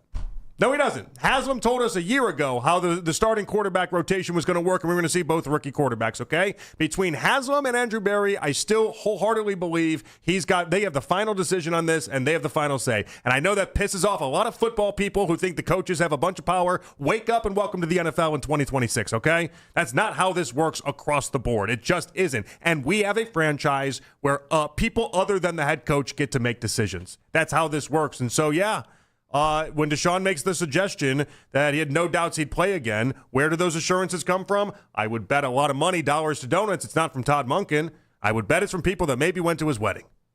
It's just so interesting to me because Todd had the other options, right? Like, he could have been the offensive coordinator out in New York if he knew that this was going to be something. And if not, if this is one getting pulled over. I think he just needed the job. I think he always wanted to be a head coach. I think he needed the job. And you might be right. I think he wanted on his tombstone and his obituary, head coach, NFL franchise, life dream accomplished, right? And that's fine. When you make those deals, sometimes you got to play the game. You got to play the game. Yeah, and this is part of him playing the game. And if he turns out to be a good soldier about it all, maybe he can Andrew Berry this thing and be around for a long time, okay? Like it's not the worst lot in life to do a little bit of Haslam's bidding here and there and make that how this all works. But 216-474 to below 92. When he says he had no doubts he'd play again from internal conversations, is Deshaun tipping his hand? We'll continue to react to this. We get to get to the Guardians as well coming up in about 20 minutes. They now got swept by the Yankees. We'll discuss what's going on with them also. It's Afternoon Drive right here on The Fan. But first, it is Jonathan.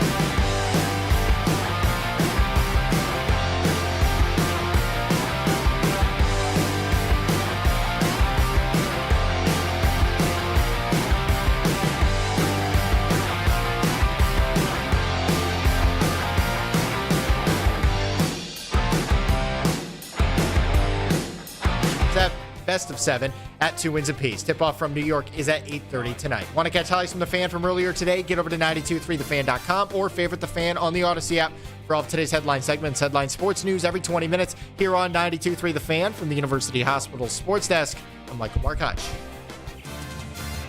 This is Browns head coach Todd Monken, and you're listening to the number one sports station in Cleveland, 92.3 The Fan. I know you said that you didn't have any doubts in your mind that you worried about never playing again, but I guess were there any doubts about if you would get another chance in Cleveland to be the starting quarterback? No. And that's just from internal conversations. That was Deshaun Watson. The person that asked that question, Ashley Bastock, going to join us at 5:20. Didn't that work out nicely? It did indeed. That's great. Very nicely. The big answer of the day from Deshaun. Really, and I told you guys now multiple times in this show, in case you're just joining us, it's Afternoon Drive, Jonathan Peterlin, Jake Vonig with you guys. It wasn't the idea that I thought some bombshell was going to come from Deshaun Watson. It was the idea that you can't protect him for 2 months and say, Dylan, you got to speak, Shedeur, you got to speak, and no, you won't hear from the presumptive starter in week 1. That was the problem I had with the Browns in that discussion, right? And I had it for 2 months, and he went for 20 months without speaking to us, but this has been festering now for 2 months after they made every other quarterback speak, not named Deshaun. Well, today he did speak. Did I expect a bombshell? No. But did he kind of deliver one? Yeah, in many ways he did, Jake. In many ways he did. I did not think that he would openly tell us that he had no doubts he'd play again, and that was based off of internal conversations. Now we have to try to figure out in what context he was talking about. Yeah, because the way that Ashley phrased the question was, did you ever consider the idea you wouldn't get a chance to start again? And that's where I think this comes down to interpretation and gets really difficult, because was chance to start a thought process of, I was guaranteed to start again? Or was it that I was guaranteed the idea that when I came back, I'd be afforded the opportunity of a battle? I'd get a chance to go for the starting job. Because I don't have a problem if Jimmy Haslam and Andrew Berry, whoever it was, said, if you come back, you'll have the chance to go out there and compete for the starting job no matter what it looks like. We'll have a quarterback battle. You're back healthy. You're under the contract. You were the guy who went out and got. You'll have the shot. There's zero issue with that. Obviously, there's a lot of issue if you got a guaranteed you're going to be the starter when you're back. Yeah, it's a different conversation. Yep. And so I thought the media did a nice job. They did the follow-up they're supposed to. If I was Deshaun, I guess I would never – he doesn't have to give us those answers. He doesn't have to tell us exactly what it is. He just sounded like an individual that was believing like he was going to be the starter week 1 based off the information that he already had. I don't think this game is rigged. I don't. I've maintained that. I don't. I really truthfully feel like if Shedeur is good enough and Shedeur can just outplay him, he'll get the job. I think that benefits Todd Monken. I think that benefits Haslam. It benefits everybody, okay, to just put the best quarterback out there and see how this goes. But it's comments like that where I do go back to what happened last offseason, where I gave this team the benefit of the doubt with the quarterbacks and how they were trying to do this, and I had the wool pulled over my eyes, and then I called it out in real time, laughed at in real time, all for people to tell me Dylan Gabriel was a much better quarterback than Dylan Gabriel ever was. So, apologies if I'm skeptical of the process. But that's where I'm at with this Browns franchise right now. And do I feel like a guy that went to his wedding and Jimmy Haslam would have told him 2 months ago, yeah, you're the starter week 1. We want to squeeze something out of that contract that we gave you. That's not unrealistic. And people like Albert Breer, Jake, have been coming on for months telling us that they believe that they want to squeeze something out of that contract. So that thought process is in line with what national people have been telling us for a while now. I do think it's really interesting that we got such a major push for Deshaun. And listen, I think a lot of the reasons do line up, like Albert's whole idea of it's easier to go to the rookie after starting the veteran. I understand to a slight degree. This idea that they would want to get something out of the contract, or it makes sense to start Deshaun Watson. No, with people like Albert, and I mean this respectfully because I love Albert, but there's no logic you have for me to play Deshaun Watson. It's them using their sources and their insiders, and they're framing that around what they know and what they've been told. And so that's why it's a different convo for me, because there's no amount of logic you can throw at me that'll make me think Deshaun Watson's going to be a good quarterback this year, and a reason why you have to go and play Deshaun Watson, especially over someone like Shedeur. There's nothing you can throw at me that way.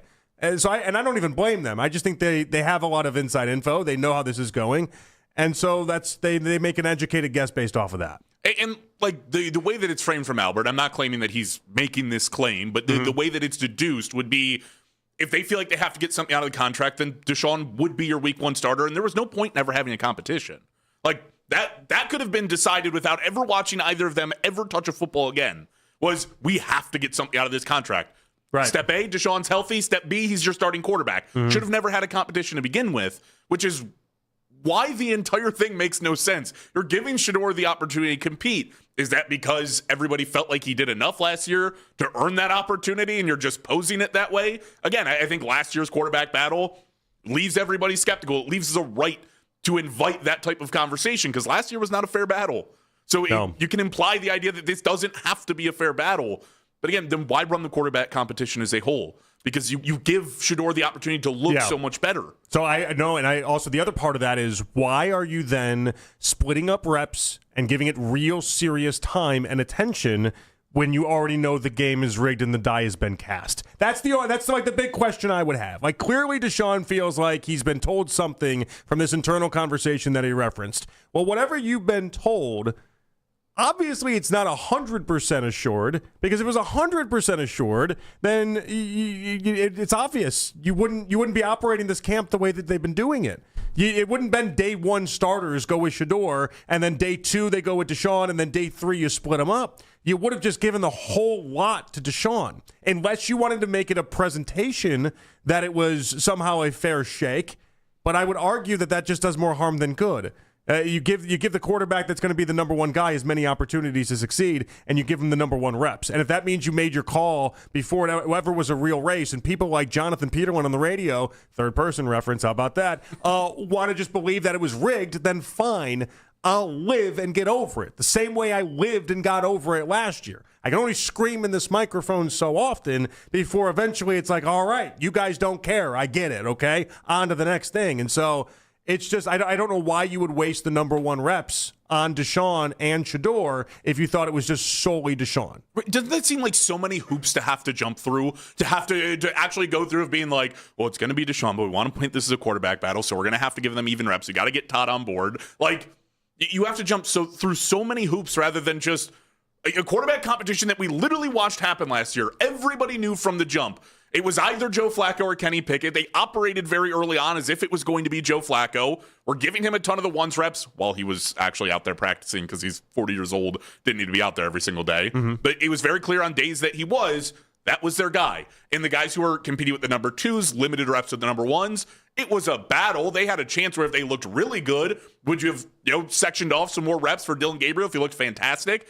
Sure you would have. Sure you would have made it more of a competition. You could have done that. It could have been Deshaun with the 1s, Deshaun with the 1s, Deshaun with the 1s. Shedeur, hey, maybe you jump with the 1s a little bit here. Did you look really good? Okay, maybe we give you a few more. And you just gradually go more and more. And then if he continues to succeed, now we have a real one-on-one competition.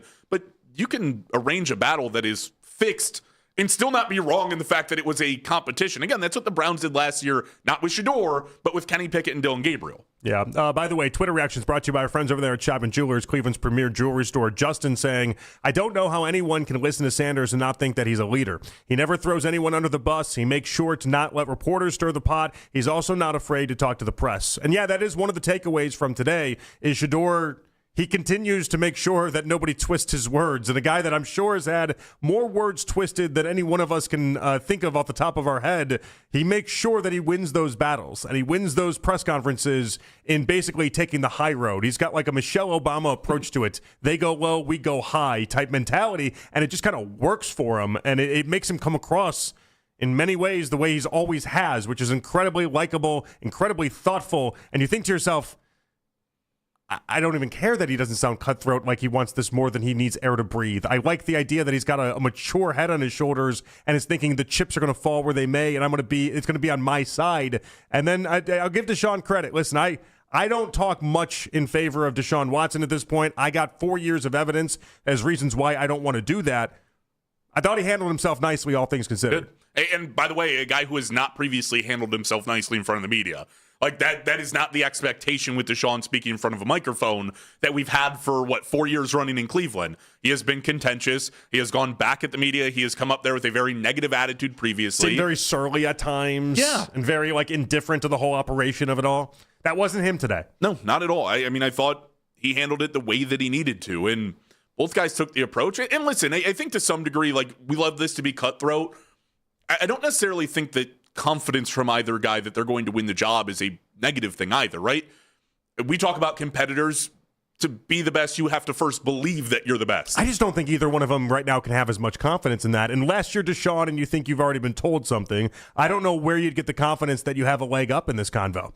Because like Deshaun just came off another bad practice. That interception, have you seen the clip of that interception? Oh, it was bad. Oh, my God. He threw it about 3 yards behind Jack Stoll. He hit a house, Deshaun Watson. What were you throwing to? My goodness. And so, like, this has been multiple days in a row in a week where he had to show out, where Deshaun has looked poor, and multiple days in a row where Shedeur Sanders, by all accounts and people that have been there are telling me he looked really nice. And so, I just don't know how you could have confidence if you're either one of them, because Shedeur, you had to think that Deshaun was having the leg up the entire time. And again, if you're Deshaun, unless you have assurances like he hinted at, and said from internal conversations, unless you believe it's already locked up, I don't know how you'd be that confident either. I mean, I just guess in a competition, like, you put the weight onto your shoulders. I mean, it's hard to put yourself in the spot of a starting quarterback and into their mindset sometimes. But if you truly feel like you are the best quarterback that's going to win that battle, like if Shedeur looks at it and goes, I think I'm better than Deshaun is, and that's how I'm going to view it myself, and I'm sure he does, and vice versa for Deshaun. You think that by the time it all plays itself out, this thing goes into training camp, you get into joint practices, potentially the preseason. It might not look good today. It might not have looked good the last couple of days, but I will put together more good days than the other guy will. I'm the better quarterback, and that's going to show itself out. Like, I believe that when you are in that type of position as a quarterback in the NFL, those are the type of beliefs that in a good mindset you have. I'm the better guy. I'm going to win the job. And you have to believe it or it never happens. I know, but both were playing this press conferences as if they were the one that was holding the Joker and had the winning hand. And it was like, I'm just waiting. I'm waiting to go ahead and surprise you and show you that I've had the winning hand the entire time. I'm waiting for that perfect moment. It's like Uno. That's what I'm thinking of. In Uno, where you're like, reverse four, it's coming at you. And I'm just waiting. I'm waiting to spike that card down. And it just kind of felt like both were playing with that mentality. And listen, I don't hate it, but somebody's going to leave very disappointed at the end of this. Very interested you went to Uno before poker. Like this gives me like, I got pocket aces and I'm just letting you drum up the pot more and more and more. I'll check. I'll have you raise. I'll match you. I might raise a little. Call, and then we can go from there. Yeah. Yeah, there was another card game that I was trying to think of that I was not getting to, and then Uno popped up and we went with Uno. It was all right. I mean, the reference worked. It's fine. It was okay. It's fine. I appreciated it. Yeah, it's thank you. It's fine. You know, every now and again I show my like 2002 self where it was like just a Chris Moneymaker and Phil Ivey and watching the WSOP. I don't think people understand. It's funny. The morning show the other day, Owen was talking about all his kids' friends. They all play cards, and they were talking about the Sorsby situation. And I was like, I gambled more in high school. And I'm like considered a degenerate. I gambled more in high school than I've gambled ever at any point in my life. My life revolved around gambling and bowling, gambling and horse racing. And then like what we did on Friday nights was we'd go to each other's house and play cards and just play. We'd play all night and just gamble like crazy. Like that's not nothing crazy is happening here. But like we loved that world at that time. And I'm 37 years old. Anybody that's my age understands what an effect the Omaha and No Hold'em had on our lives. And I don't know, did your generation do that or no? I mean, probably not nearly as much. Like, I played poker with my friends. I mean, occasionally. Like, there was never a set. We did it once a week. But, like, we'd play from time to time. But it definitely didn't have, like, a stranglehold. I mean, do you have a favorite poker player of all time? No. I don't even think I could name you a single poker player of all time. That's the difference that I'm talking about your here. Uncle or something like that? Right. What do you mean? Yeah, I mean, my family went out and they had poker nights on Tuesday. It was pretty good. He brought home money every once in a while. All right, Uncle my Steve. family was euchre players more than anything. So, oh man, I got a lot of jokes off euchre that we're not going to make because we're not that show. But the idea there, like Mac, do you have a favorite poker player? No chance. You see how the difference this is? Like I just grew up at a different time. We're not that far apart, but I grew up where it was like you legitimately WSOP. It just mattered in a way. Like we just all watched it. We watched it and thought it was great, and now nobody watches poker at all, and nobody plays the game anymore, and it's just kind of like a foreign concept for people. Yeah, the closest thing you get to me watching poker is like late at night. I'm scrolling through the channels. I'm like, oh, World Series of Poker's on. I guess I'll leave it on. I don't think you understand. Like half the sports channels at that point were all airing poker. and it was all like Poker After Dark. It was like all these different versions of like different poker games that have now turned into like celebrity poker, which is just not great at all. No, it's just an awful development for all of us. Another awful development for all of us. The Guardians got swept against the Yankees. Are you starting to lose a little bit of hope? Talk about that and more next. It's Afternoon Drive. Jonathan Peterlin, Jake Volnick with you guys right here on The Fan. Big sports story in Cleveland or anywhere in the sports world. Hear the news straight from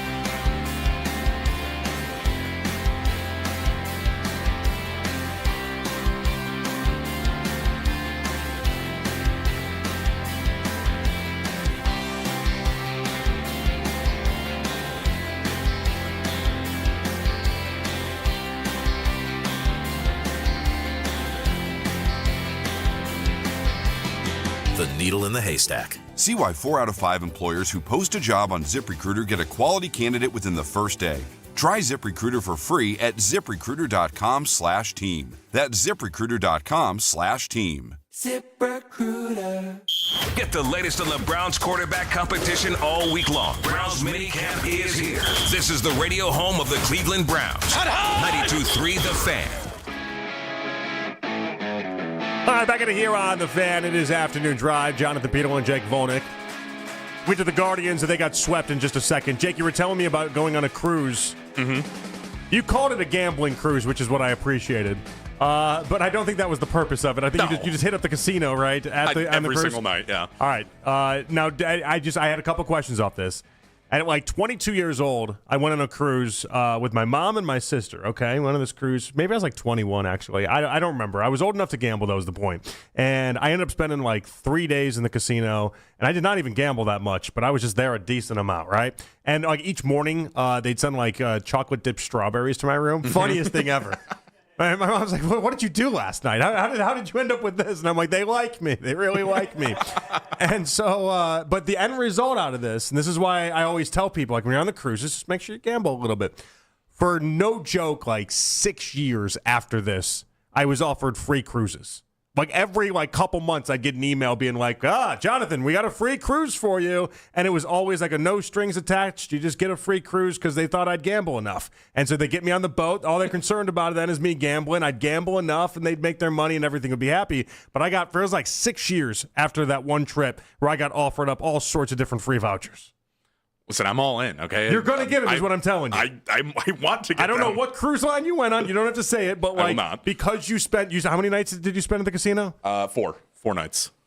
Yeah, you're definitely getting some vouchers. Did they send you the dip strawberries? No, I got no dip strawberries. I think you have to pay for that Times have changed, you know? It used to be a free service. That's just a Peterlin charm for you. It really was kind of like the whole slap in the face of they don't just send these to everybody. What exactly were you doing at that casino? And it's like, no, I was fine. I didn't gamble that much, I swear. I just spent hours there, that's all. I should have been getting those. They took everything I had, okay? I gave them everything that I brought. Oh, you lost big? Big is a relative term, but yes, in big my for books. you. Yeah, big for me. Yeah, no, I get it. I brought a set amount of money. I said I have 4 days. I can gamble all of this, and I lost every penny of it. Listen, I got to a spot in life a couple years ago where I just decided I can't beat the casino. I came to the conclusion. It took me a very long time and a lot of money to get there. I can't beat the casino. Yeah, are the games rigged against me? Yeah, I know that. Did I think I had a system? Oh, 1 point I did. But I can't beat them. I can't beat them. I laid down my sword. I said I'm not going to beat the casino, and I'm done stepping foot in casinos to actually gamble my own money. It's been 2-3 years now. I don't do it anymore. I did not want to be back at the casino after. I cannot tell you. We made a couple of friends at the casino that were in there regularly the same way we were around the same times. Yeah. Had our friends Carlos and Lewis in the they were all there and we would see them every single night. I can't tell you the amount of times I would we're we're going to see the comedy show and then we're coming back. Mm-hmm. And we'd get back and they'd be like, you guys just missed it. We went on a heck of the whole table. An incredible. Everybody. I love those moments. Were stealing everything. And then I sit down and it's moments. It's like, how's a 16? It's like, I don't want the 16. How about a 14? No, that's still bad. You have a 10. This is not fun. You became the cooler then. Oh, every single time. Yeah, that's tough. I had 2 full days in the casino where I think 90% of my hands playing blackjack were between a 13 and a 16. There aren't many things that are more fun than being on a heater in the casino, though. Oh, it's good. It is a lifetime thrill. I can't do it anymore. I told you, I don't participate at this point. But that is one of the that's great. At some point, I'll get to the spot where a lot of my sports gambling friends will say, I spend X amount of money a night, and I look at that as the entertainment of it all. And if that's what it costs to entertain me for the night, then that's not a bad deal, right? That's all right if that's what I spend. At some point, I hope to get to in life where I look at that with the casino, where I walk in and I'm like, all right, if that's what that costs for the night out, then that's fine. But I'm just not there right now. I think that's my gambler mentality, though, is that's exactly what I do. I go, okay, I'm bringing in this amount of money and I can lose it, and that's okay. I'm just not allowed to go back to the ATM. Yeah. I have to stop there. There's no ATM visits here. Once it's gone, it's gone. But then you have to bring enough money where it lasts you throughout like the entirety of the trip. I stopped once I realized I'm the type of gambler that enjoys the pain of losing. It's like I'm not happy till I lost. You know what? That's a real problem. Everything I came with, I lost. And I got to go back to the ATM because there's no way it keeps happening. And on the outside, I'm a miserable human, but on the inside, I've never been happier. That's the problem. All right, 216-474-0092. Ted up next on the Fan. Hello, Ted. Yeah, hi. Hey, Jonathan, just want to tell you, I'm heading to go play poker right now. You're right about the casino. You cannot beat the casino. But if you play poker and you sit with 6, 7 other guys, then you can beat those guys. You can win in poker. Be smarter. So that's the game you got to play at the casino. I mean, you sit at a blackjack table, there's going to be some idiot right before the dealer that's going to hit when they shouldn't have, and he screws up the whole table. So, you know, so poker is the game to play. And secondarily, I just want to say that right now the Guardians are really missing Sobrowski out of the bullpen. We've got to come up with an outfielder some kind of way. We got to pay for somebody because we're getting nothing. This outfield is embarrassing again for about the 5th straight year or so. And the other thing is, I'm sorry about defensive catching. I'm not. The Yankees ran wild on us. They're a bunch of sluggers, and they're running wild on us. I don't see where this is helping us. All it's doing is shortening our lineup with these defensive catchers. What's your take? All right, got it. Thank you, Ted. I appreciate you. Yeah, the offense is pretty abysmal right now. And that's. I mean, we had to have seen this coming, did we not? It's the runners in scoring position that is driving me insane, Jake. I think they were 1 for 7 today. Is that right? Yeah, that's correct. 1 for 7 today. I think they were 2 for 10 yesterday. And to start off the series, they went 0 for 11. And this has been a theme of theirs. And, like, they're just not getting timely hits. They're just not able to knock it in. And it's absolutely destroying this team. You can't go up against a team like the Yankees and expect Parker Messick to continue to be Parker Messick. He's going to have a game where he allows 4 runs. He's got to find an offense that'll be able to, supplement the idea that he gets to struggle once this season.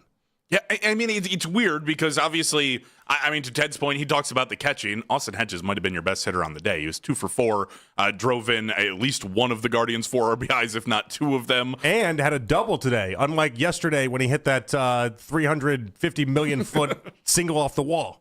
Yeah, it was a little unfortunate. Just an embarrassing thing for a pro baseball player to hit a ball off the top of the wall and end up with a single. I mean, and you're not at Fenway? Are you kidding me? Yeah, it can't happen. But it was 2 ribbies on the day for Hedges, so he actually extended the lineup. But like the Yankees weren't good today with runners in scoring position either. Now they were presented with more opportunities, capitalized more, but they were 3 of 13. Like they weren't good. But I mean, you had some sac flies in there that obviously equate that the Guardians weren't putting up a ton of those. But they haven't been great in that position. The difference right now is the fact that one, Vogt kind of rolled out the Little League lineup again on a getaway today. He took Bazzana out of the leadoff spot. There was Don't love him taking Bazzana out of the leadoff spot, by the way. And I get Angel had the home run. Understand it. I get it. But Bazzana's got to be in the one spot. He secured that spot. I don't know what he was doing outside of it. Yeah, I don't know. And he's been struggling, but also at that point, let him go through the struggle. He's going to be your leadoff hitter, hopefully, for the next handful of years. And I like giving Angel more opportunities and in better spots. I do. He's earned it. He's earned it. Rocchio's earned it. There's a couple guys that have earned it. I don't know why we're messing with that part of the lineup. I think it's because in back-to-back games, both Monday and Tuesday, we had in the 8th inning, both games, oddly enough, you had a spot where runners on, you needed help, you needed to get runs in, and it went in successive order. It went Bazzana and J-Ram, and both weren't able to get the job done. And I think when you have that happen 2 days in a row, I wondered if that maybe played with Vogt's mind just a little bit, and he was like, all right, we'll mix it up, we'll get Angel in there, and then maybe give Bazzana some different opportunities. I just think that's wrong thinking. Yeah, why is it all or nothing with him? I watched him stick with Stephen Kwan for 2 full months of just being like, he's going to figure out every big moment Kwan stepped up into. I'm just about done with Stephen Kwan, by the way. I don't know many people that are hanging on. No one is buying stock at this point. Nope. But I think we might be all right just kind of calling that one for what it is at this point. I want to see him work this out, but maybe he just has to work it out in the minor leagues. Because the offense isn't good enough to let everyone in the world try to figure out whether or not they're good or not at hitting. They're just not. Like, I'm sorry. I like this Guardians team.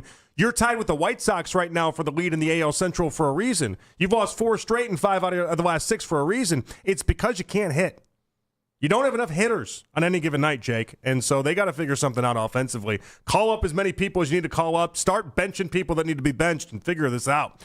All right, we got a big 5 o'clock hour. Ashley Bastock joining us at 5:20. Daryl Ryder at 6 o'clock. The lead comes your way next right here on Afternoon Drive.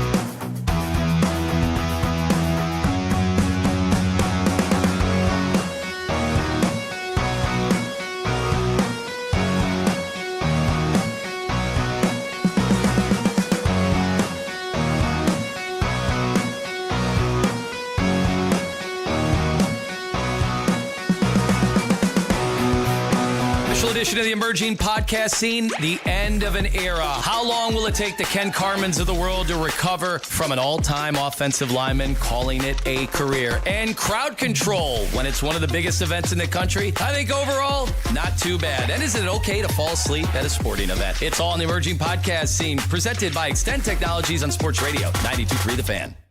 It's 5 o'clock on The Fan, and it's time for The Lead with Nick Wilson and Jonathan Peterlin on Afternoon Drive. All right, back at it here on The Fan. It is Jonathan Peterlin, Jake Volnick here with you guys. And now it's time for The Lead. We start off Deshaun Watson addressing the media today for the first time in 20 months. He was asked this question about believing he could start for the Browns again. I know you said that you didn't have any doubts in your mind that you worried about never playing again, but I guess were there any doubts about if you would get another chance in Cleveland to be the starting quarterback? No. And that's just from internal conversations. I need to hear from Ashley coming up here at 5:20 what she took as the interpretation of Deshaun's answer, because obviously we're hearing the audio of it. She's watching it. She's seeing his reaction. Yeah. Maybe she's got a better feel of it, because right now it's too hard to decipher for me. Again, I want to side with the one that actually makes sense for him to sit there and answer, which is, they told me I would have an opportunity to compete for the starting job. That's what I was told. But the way he answered the question leaves so much there that if you really were promised a little something extra, I'd love to say that the Browns wouldn't do it, but I have a lot of evidence to say that it's possible they could. They played at Chauncey's poker table before. They'll do it again. Like, they rig games. This is why the Browns have done this. And so if we didn't have the evidence of last year staring us in the face, maybe I'd come up with a different conclusion here. I don't think you give the first team reps to Shedeur yesterday unless you were trying to make this a fair fight. And so, that's the only thing that's holding me back from saying the thing's over, it's rigged, it's not real, Deshaun has this, is the idea that I just don't think you separate. When it's so valuable to have the first team reps, I just don't think you do that and make that part of the charade. Because for who? For who? Who's benefiting when it comes down to that part of the equation? And they don't have to amuse Shedeur and his fan base. They don't have to. If they wanted to make it Deshaun, they could have done so after the 3 install days where it seemed like they had already given it to Deshaun anyway. And so I tend to think it's going to be a fair fight. I tend to think Shedeur is going to have a chance.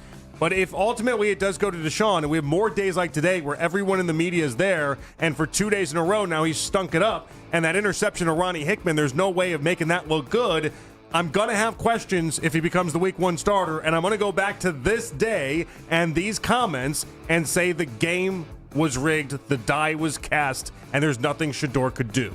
It just gives people like me that ammunition, that's all. Yeah, it does. And listen, I think that when you've rigged the game before and you think it's possible to do it, you get a little better at it. Like, this is not a good rigging of the game, giving Shedeur an opportunity to make it look rigged right from the start in front of everybody's eyes if he looks as good as he has. Well, that's the funny thing about it, Jake, is they're very sloppy in doing this. Okay, they're not as sophisticated as some of those poker tables we've discussed, where you have the advanced technology that makes sure you can read the cards and you can do all this different stuff and make sure nobody knows, and you can get it past even the KGB like in Rounders. Like, it doesn't exist that way. They're openly bad at this stuff.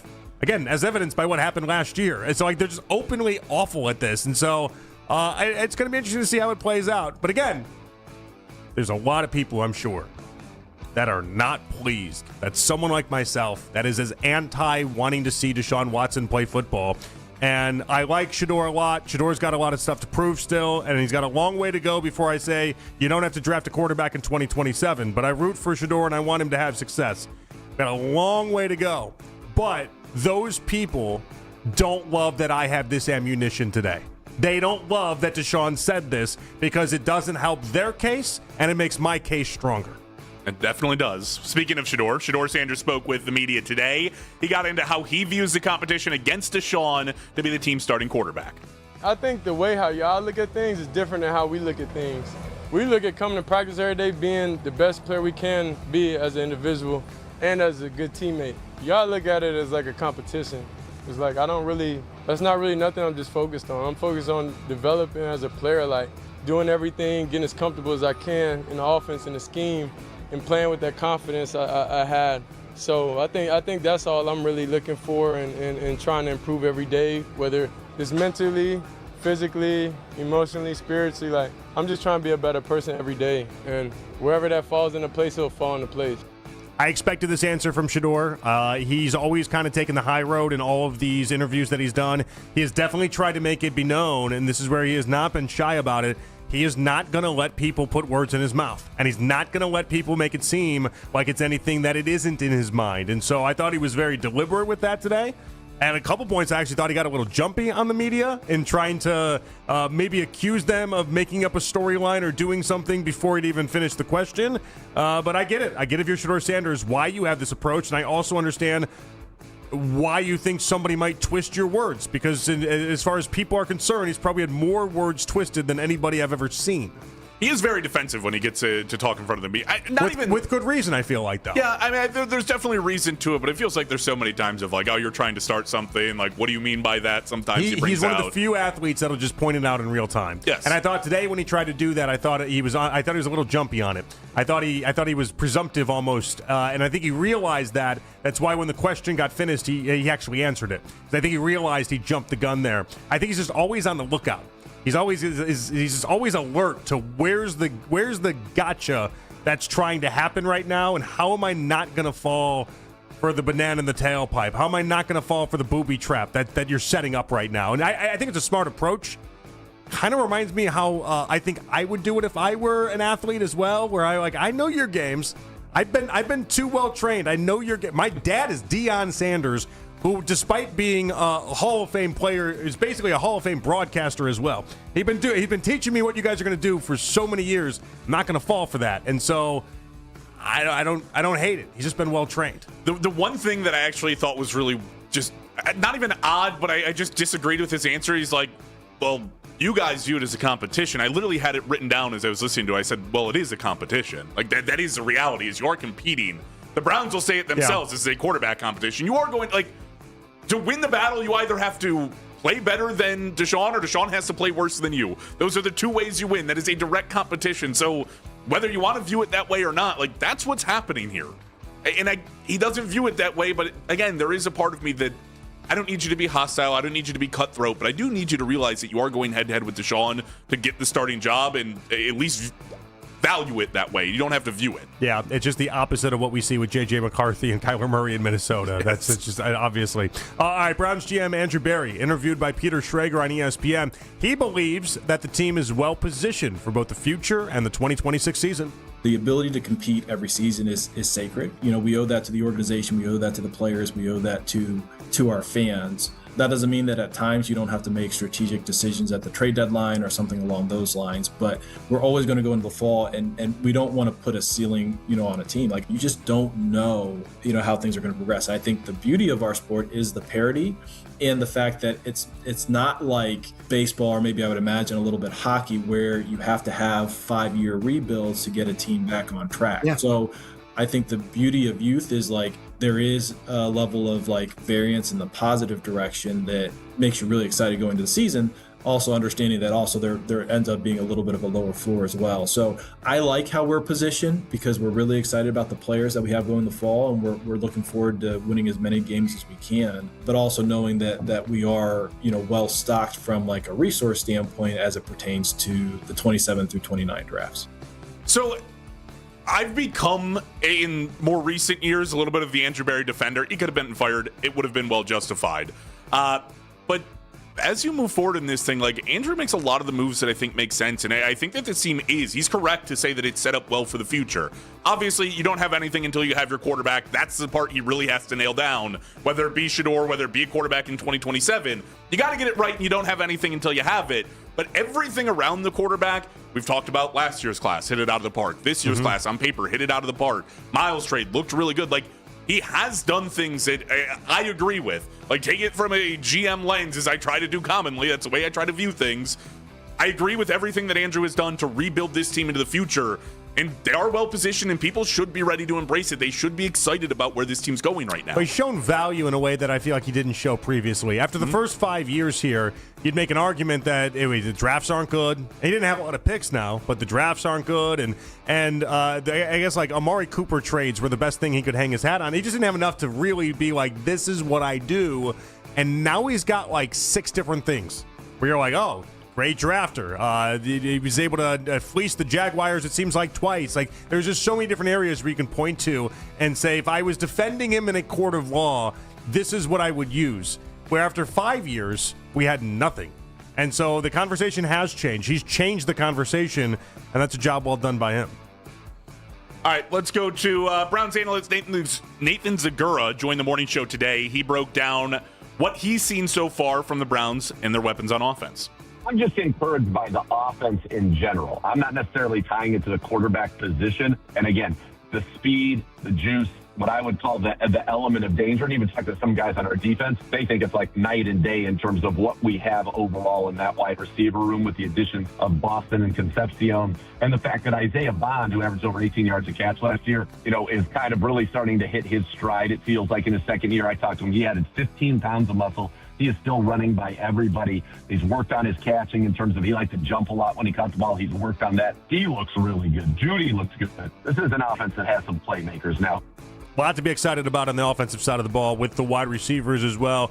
We'll talk about this more with Ashley when she joins us coming up in about 10 minutes. Guardians got swept by the Yankees, though. They lost 8-4. Manager Stephen Vogt explained how they're learned from losing 6 of their last 7 now. I thought we played well. I thought it was a well-played series. We lost 2 tough ones, and then today, obviously, they kind of expanded to make it feel like it wasn't a good game. But I thought overall we played well.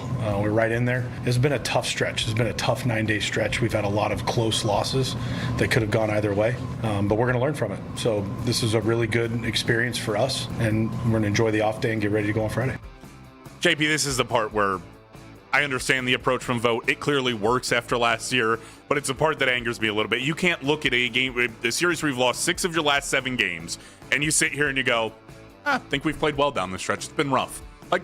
Yeah, Vogt just straight up lies in these press conferences. I've kind of made peace with it. It was after the Cantillo start where he was talking about it being one of the best outings he's ever seen from him, and he got lit up for the most runs and hits allowed. I was like, in his entire career, I was like, yeah, okay.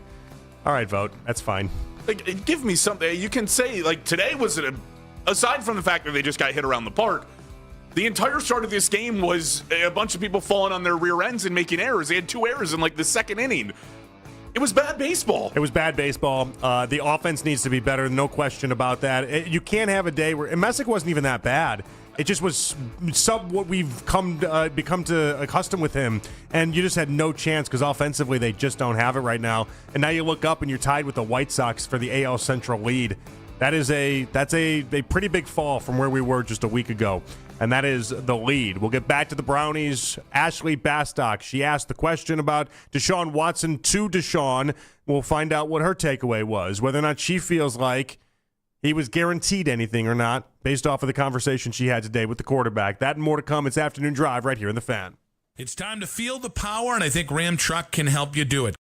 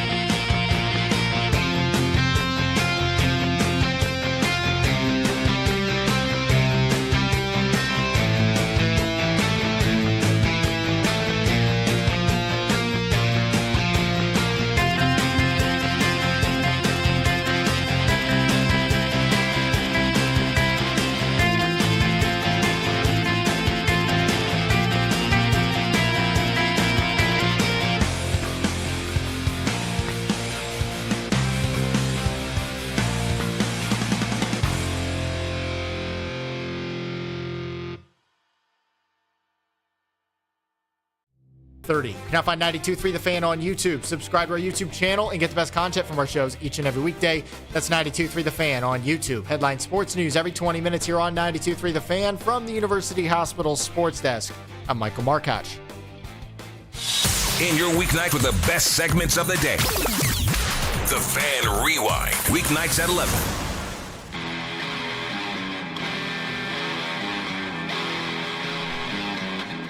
All right, back in here on The Fan. It is afternoon drive. Jonathan Peterlin, Jake Volnick in today for Nick with you guys right here. Daryl Ryder going to join us at 6 o'clock.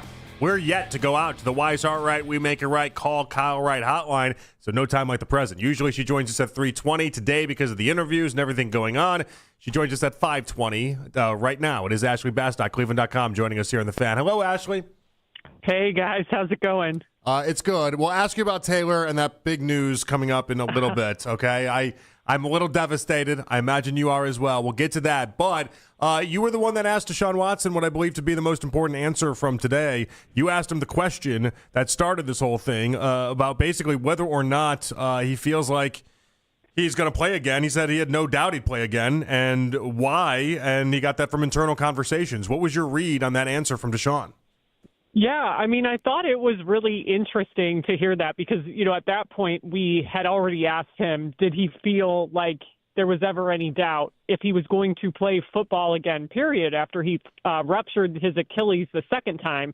And he said, no, never any doubt there. But yeah, I wondered if there was doubt if he would do it again in Cleveland, because I know from the outside looking in, it certainly felt doubtful to us, but he, of course, said no. He said due to internal conversations, he always felt like he would have another chance here. So, yeah, I mean, I certainly think it's interesting in the context of obviously past things Jimmy Haslam had said with the swing and a miss comment, that really it just sounds like they never were telling him, oh, your time here is done. And obviously we know that for sure now, and he is out there competing for the starting job. But, it's interesting. I think it's something that fans are going to be debating, how much of it was faith in him versus, hey, they owe him all this money and you're not going to be able to get it off your books. So you have to try to make the best of the situation that you can for all parties involved. I mean, I certainly think that's a part of it, but I do wonder, hearing him talk today and talking about how he really wasn't healthy from week 3 in 2023 on, how much that played in terms of those internal conversations with the organization and how much his health was a factor in him being given this chance again, too. I think we have sort of this kind of debate because you wonder what those internal conversations end up being. Is it, to your read, obviously it's a complete guess at this point. We don't know and probably will never know what those conversations are, but is it, we signed you to a contract, you're our guy, you're going to end up being our starter again at some point, or no matter what happens in the time while you're down, you'll have an opportunity to still compete for that job no matter who played before you? Yeah, I feel like it's the latter, Jake. Like, it feels like that second one more to me would be the most likely, just kind of knowing all parties involved. Like, I'm not sure that a starting job would be able to be promised just because, like, you don't know what the future is. But, I mean, I could easily see a world in which Andrew Berry, Jimmy Haslam, whether it was Kevin Stefanski at the time, Todd Monken now, sort of promised him, like, you're going to have the chance to compete. And I think if you're Deshaun Watson, that's really all you would want to hear at that point. I mean, especially given his time in Houston, like, that was a very different situation for many reasons, but he obviously knew his time there was done either way. It was just a matter of where was he going to get traded to, where was he going to sign off on that trade happening. So it certainly feels like it never divulged to that point here. And, I mean, hearing him today, I believe that was probably the nature of those discussions more than anything of, hey, you're going to get a chance to compete for this starting job here again. Ashley, another takeaway that I had out of this was, Shedeur spoke and obviously Deshaun spoke, and they just, no part of it seemed hostile or weird. They seemed genuinely supportive of each other. Deshaun talking about how much he roots for Shedeur and how he just wants good things to happen for him. And I felt like Shedeur was basically taking the same lines as well. And the idea that it's not what Minnesota is right now with J.J. McCarthy and Kyler Murray. I was just going to say that. Yes. I was just going to bring that up, JP. Everyone, I'm sure, if you follow the NFL, has seen those sort of viral clips going around, and this feels like the exact opposite of that. Shedeur Sanders got up there today and talked about how from the outside people talk about it in terms of the competition, but that's not really how most players view it. I think we heard guys say things along those lines last year as well. At the time, obviously, more so him and Dylan Gabriel. That it's really about their own development and doing the best that they can to try to win that job, not necessarily about beating your own teammate out, because at the end of the day, you are teammates. And as you alluded to, Deshaun Watson, talked at length about having these relationships with the Sanders family and Deion Sanders Jr. and those connections go back years, and maybe even prior to when Deshaun Watson was with the Browns, it sounded like, and it sounds like there's a lot of respect there. So, yeah, I certainly don't think this is a hostile competition. I think both guys are competitive and obviously want to win, but they certainly respect one another and are trying to, I think, telegraph that to the public. And to your point, it was a takeaway for you. I think it worked for sure today.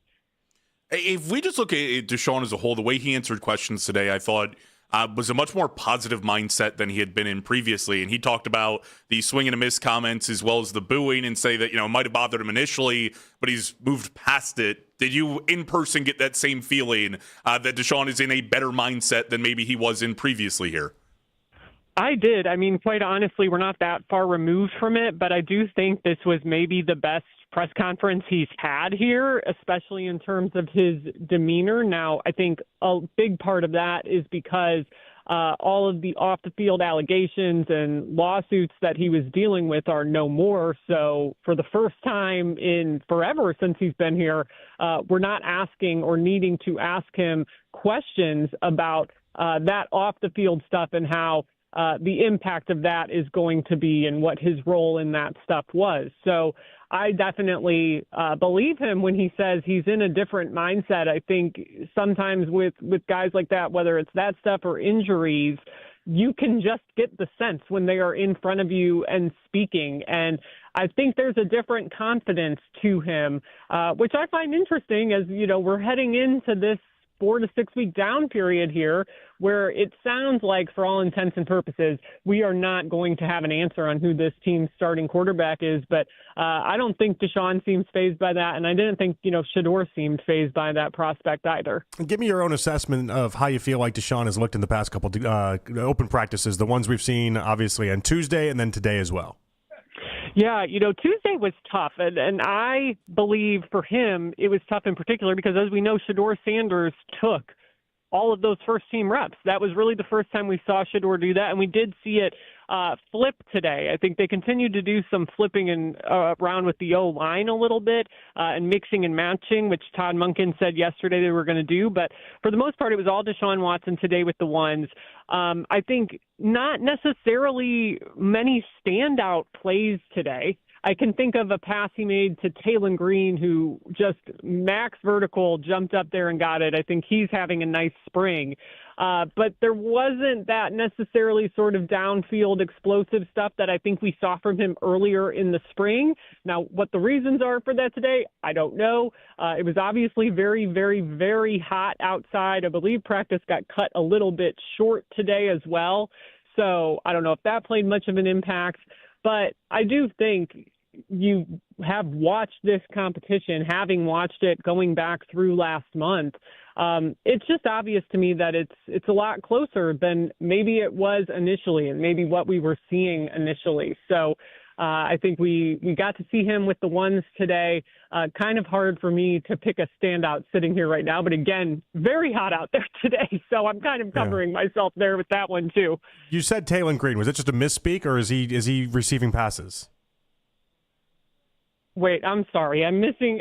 Okay, you misspoke. I got very confused for a second. I was like, wait, are they throwing passes to Taylor Green? I got excited. I misspoke because we're talking about the quarterback. No, there was another receiver. I'm so sorry. Taylon Wallace is who I meant, not Taylor Green. All right, no worries. Yes, didn't mean to get you excited there, JP. I did. I was just thinking. Day. I'm like, they promised us all sorts of gadget plays with him, everything. I'm like, this is great news. Okay, no. That did not come to fruition. Just too much quarterback talk going on in my brain right now. So my apologies.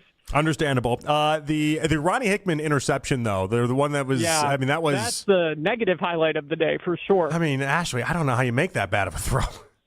Yeah.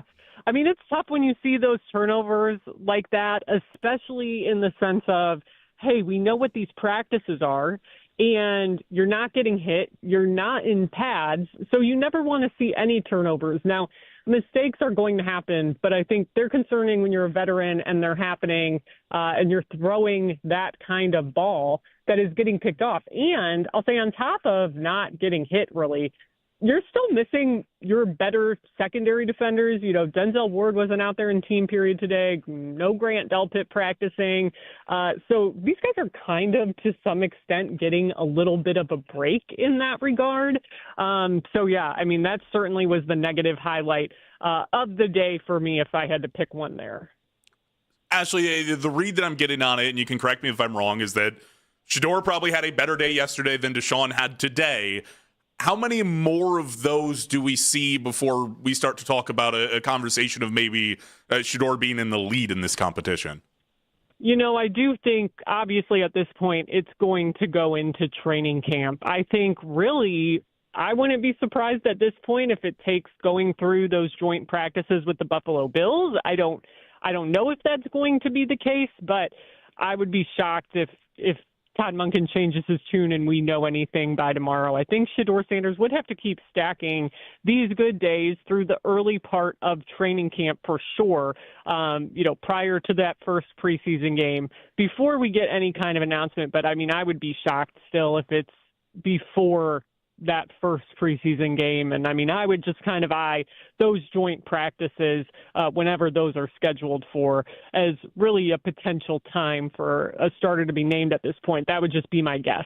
How excited can we get about Isaiah Bond? Tell me some of the true differences from last year to this year that is making him, and I mean, basically it's every other play. It feels like he's just doing something spectacular. It does. I mean, every day he is out there making, I asked him about this and said it feels like you're good for at least one or two explosive catch, 20-plus yards every single practice. And we're just seeing it. I think he looks so much more confident out there. And, I mean, it's not surprising because he didn't get an off season here. He wasn't signed until training camp was already going on. So that confidence, that just sort of knowledge of where he's supposed to be, I think, is allowing him to be so explosive, and you're seeing it out there on the field. Talk to me about a couple of the other receivers. I was initially coming into this high on Casey and a little bit more questionable on Denzel Boston, but it feels like every highlight that I'm watching almost from practice is Isaiah Bond, as we just mentioned, or a lot of Denzel Boston making great plays. I mean, I'll tell you what, Denzel Boston catches everything around him, which I think it was why I was so intrigued by him throughout the draft process. I included him in multiple of my mock drafts that I did because his catch radius is so impressive, and he's so impressive in those contested catches as well. So I think you're really seeing that out here. He's not dropping a lot of footballs. And I will say, Casey Concepcion has impressed me because he's not really either. And I think that was something people were worried about with him coming in because of his drop rate in college being at 10% or whatever. But he has been, I think, really concentrating, working to fix those concentration drops. And I will say Denzel Boston, he just is so big and so consistent so far that's what's been really impressive about him. All right, Ashley, I got my Taylor Swift spin, as you are the Taylor Swift expert on the show. And you just sound it out with me for a second, okay? Just amuse me. So TMZ and Page 6 are reporting that Taylor is going to be at the Knicks game tonight, Game 4 at Madison Square Garden. We don't even know if it's true. It's Page 6. They might just be lying. But instead of taking the approach of, I can't believe she's not actually a Cavs fan to support Travis, I'm going to take the approach of, she just loves ball. Like the development here is that Taylor Swift, and I guess Travis isn't even supposed to be there tonight. She just loves ball, and I got no problems with her being a hoop head.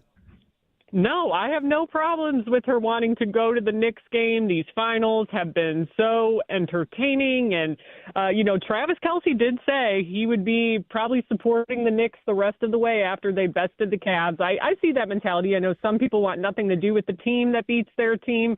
Others say, I'm going to root for them because I at least want our loss to have been worthwhile. So maybe Taylor is supporting Travis in that way. Let's put the spin on it even further there.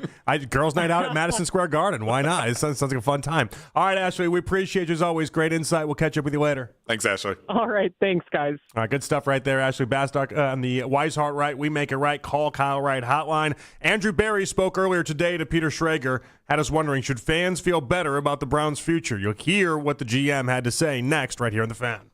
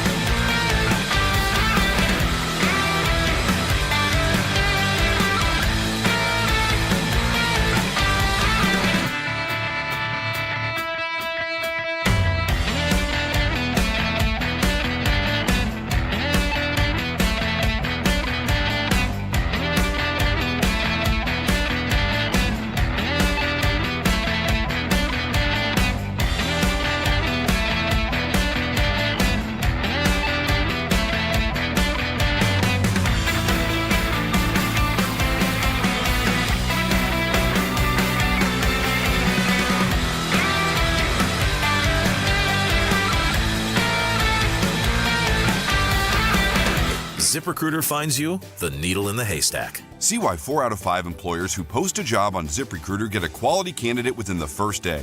Try ZipRecruiter for free at ZipRecruiter.com/team. That's ZipRecruiter.com/team. ZipRecruiter. Listen to 92.3 The Fan on the Odyssey, iHeartRadio, and TuneIn app.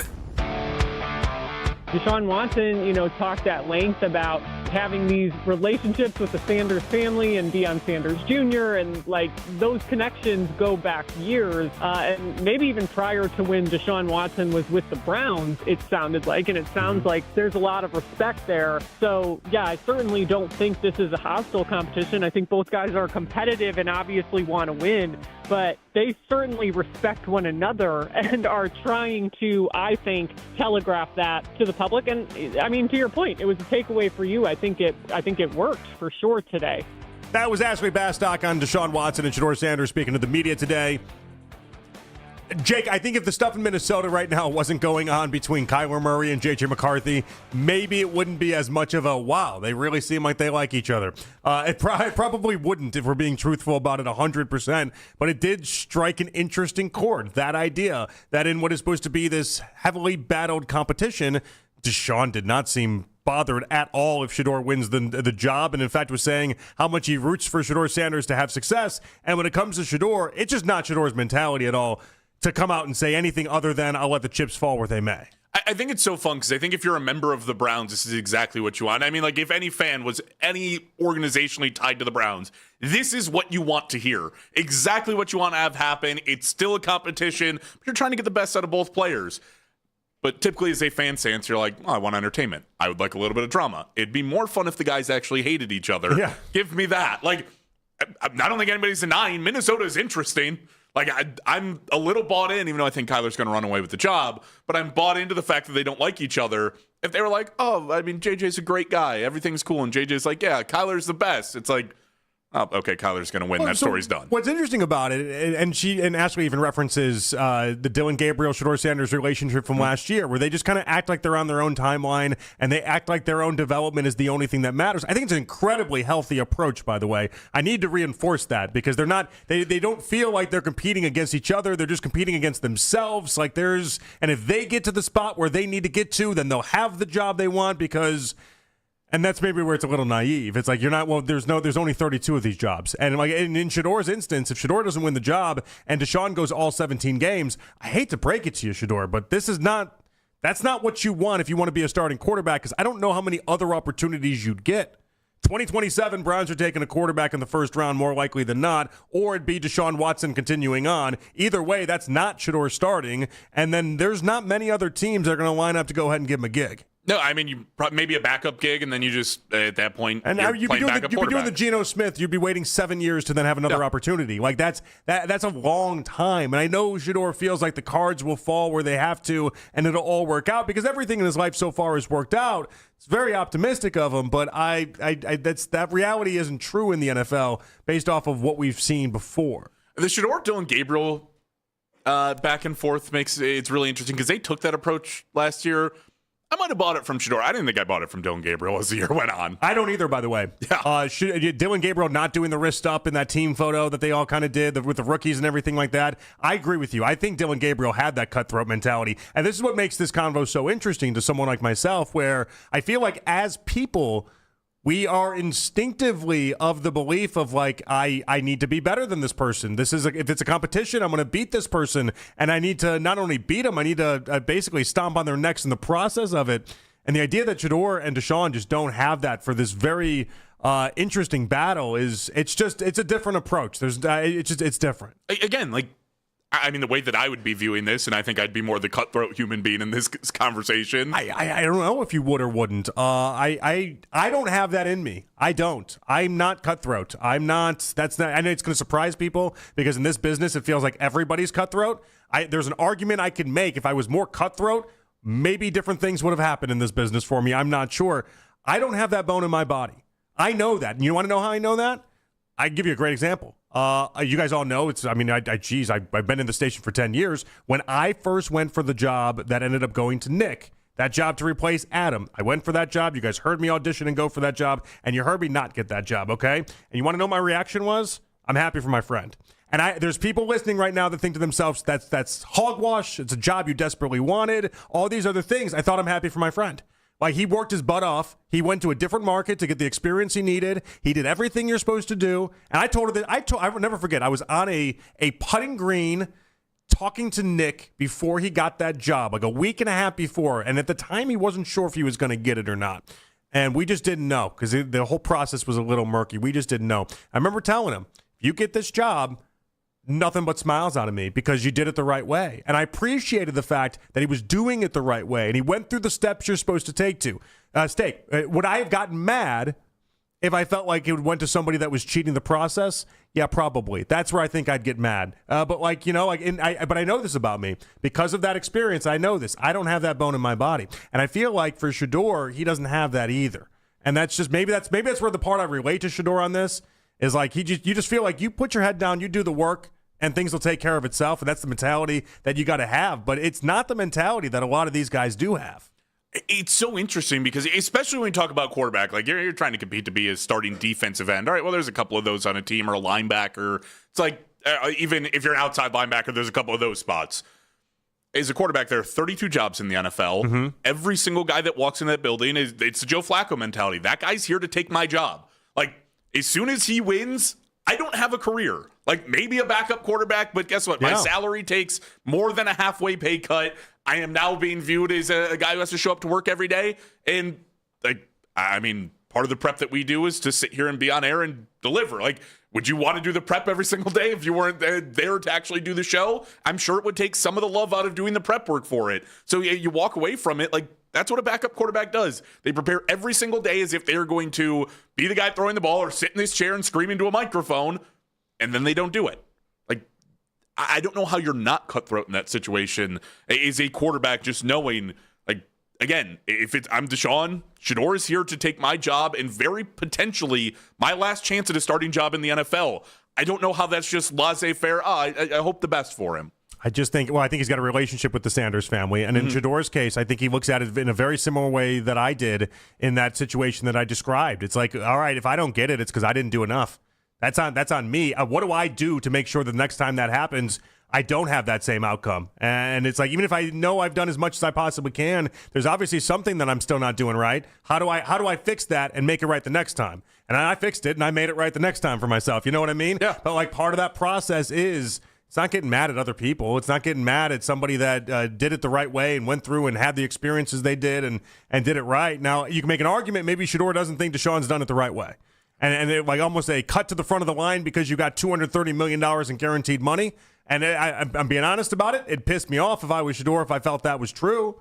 If I feel like that's the answer, because I'd be pissed for Shedeur. So that's got to piss off Shedeur. But the idea that he just wholeheartedly believes in himself in such a way that he knows he's talented enough, it'll take care of itself, I can respect it. There's a part of me that can respect it. And I know there's just so many NFL quarterbacks out there that just would not share that same mentality. All right, I want to play this quickly for you guys. Daryl Ryder joining us coming up in about, 7 minutes or so. But I promised you guys you'd hear this clip from Andrew Berry. He was on with Peter Schrager talking about the Browns' future. Here we go. The ability to compete every season is sacred. We owe that to the organization. We owe that to the players. We owe that to our fans. That doesn't mean that at times you don't have to make strategic decisions at the trade deadline or something along those lines, but we're always going to go into the fall and we don't want to put a ceiling, on a team. Like, you just don't know, how things are going to progress. And I think the beauty of our sport is the parity and the fact that it's not like baseball, or maybe I would imagine a little bit hockey, where you have to have 5-year rebuilds to get a team back on track. Yeah. So I think the beauty of youth is like, there is a level of like variance in the positive direction that makes you really excited going into the season. Also understanding that also there ends up being a little bit of a lower floor as well. So I like how we're positioned because we're really excited about the players that we have going in the fall, and we're looking forward to winning as many games as we can, but also knowing that we are, well stocked from like a resource standpoint as it pertains to the 27 through 29 drafts. This is the second time Andrew Berry's had that job, and he's referenced this is not baseball. It doesn't have to take 5 years. But, Jake, I would argue this is year 3 of what they're trying to accomplish. This is year 3 of them having a 3-win season 2 years ago, 5-win season last year, and now this season set up for like a 6 or 7 win season. I think in a way it's sort of third year, but I think the rebuild probably started last year. So I would make an argument that's probably closer to 2. Like, the 3-win season was the unexpected. Like, we weren't planning for this. We didn't take the precautions to actually start to rebuild this. I think last year Andrew Berry knew exactly what he was doing. I agree with that assessment that they didn't see a 3-win season coming. But as a fan, if you're going to tell me it doesn't take 5 seasons and then it's, I don't know, arguably, maybe it's 4, maybe it's not, but you had a 3-win season to start it off, I'm still not satisfied. Like, in a year that we've seen so many teams. We saw the Patriots go from 4 wins to playing in the Super Bowl last year. Yep. We saw Jacksonville go from a 4-win season to then 13 wins just last year. Like, in a league that is set up where Andrew Berry is right, this shouldn't take forever. But the promise, I think, what he's trying to tell you guys is that the payoff will be coming sooner rather than later. It won't happen this year, but 2027, not too far away. We'll ask Daryl Ryder about this, and also what did he see with the quarterbacks and some of their comments today as well. It happens next right here on The Fan. This is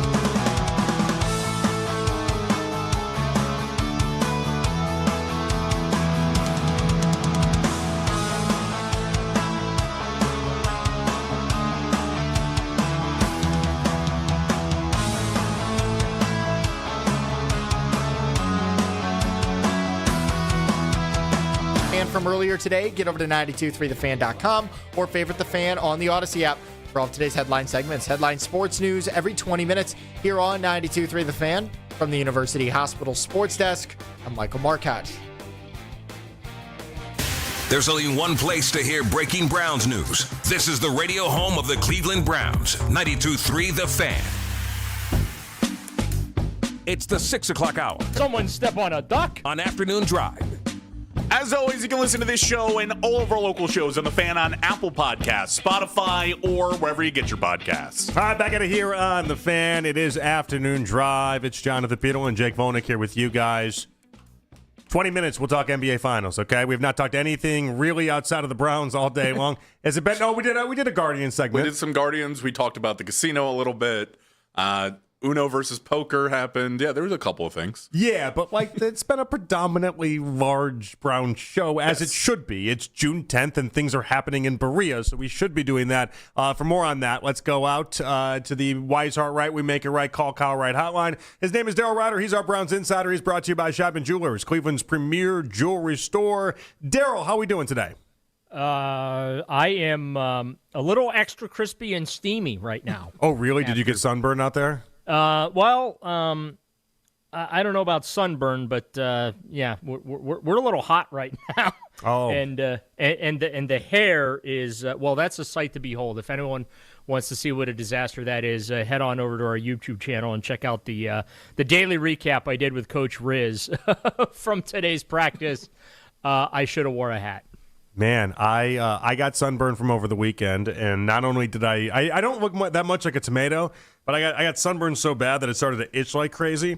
And I've been like spraying anti-itch lotion, and I have been taking medicine and doing all that just to stop the itch, and it's quite uncomfortable, Daryl. Yeah, yeah. Hopefully I don't get there, but I am at the age where I'm using the sunscreen regularly. You have to. You just have to. I stress this to Nick all the time. Nick doesn't wear sunscreen, and I tell him this is not the fight you want. You're not tougher than the sun, man. No, it's the sun.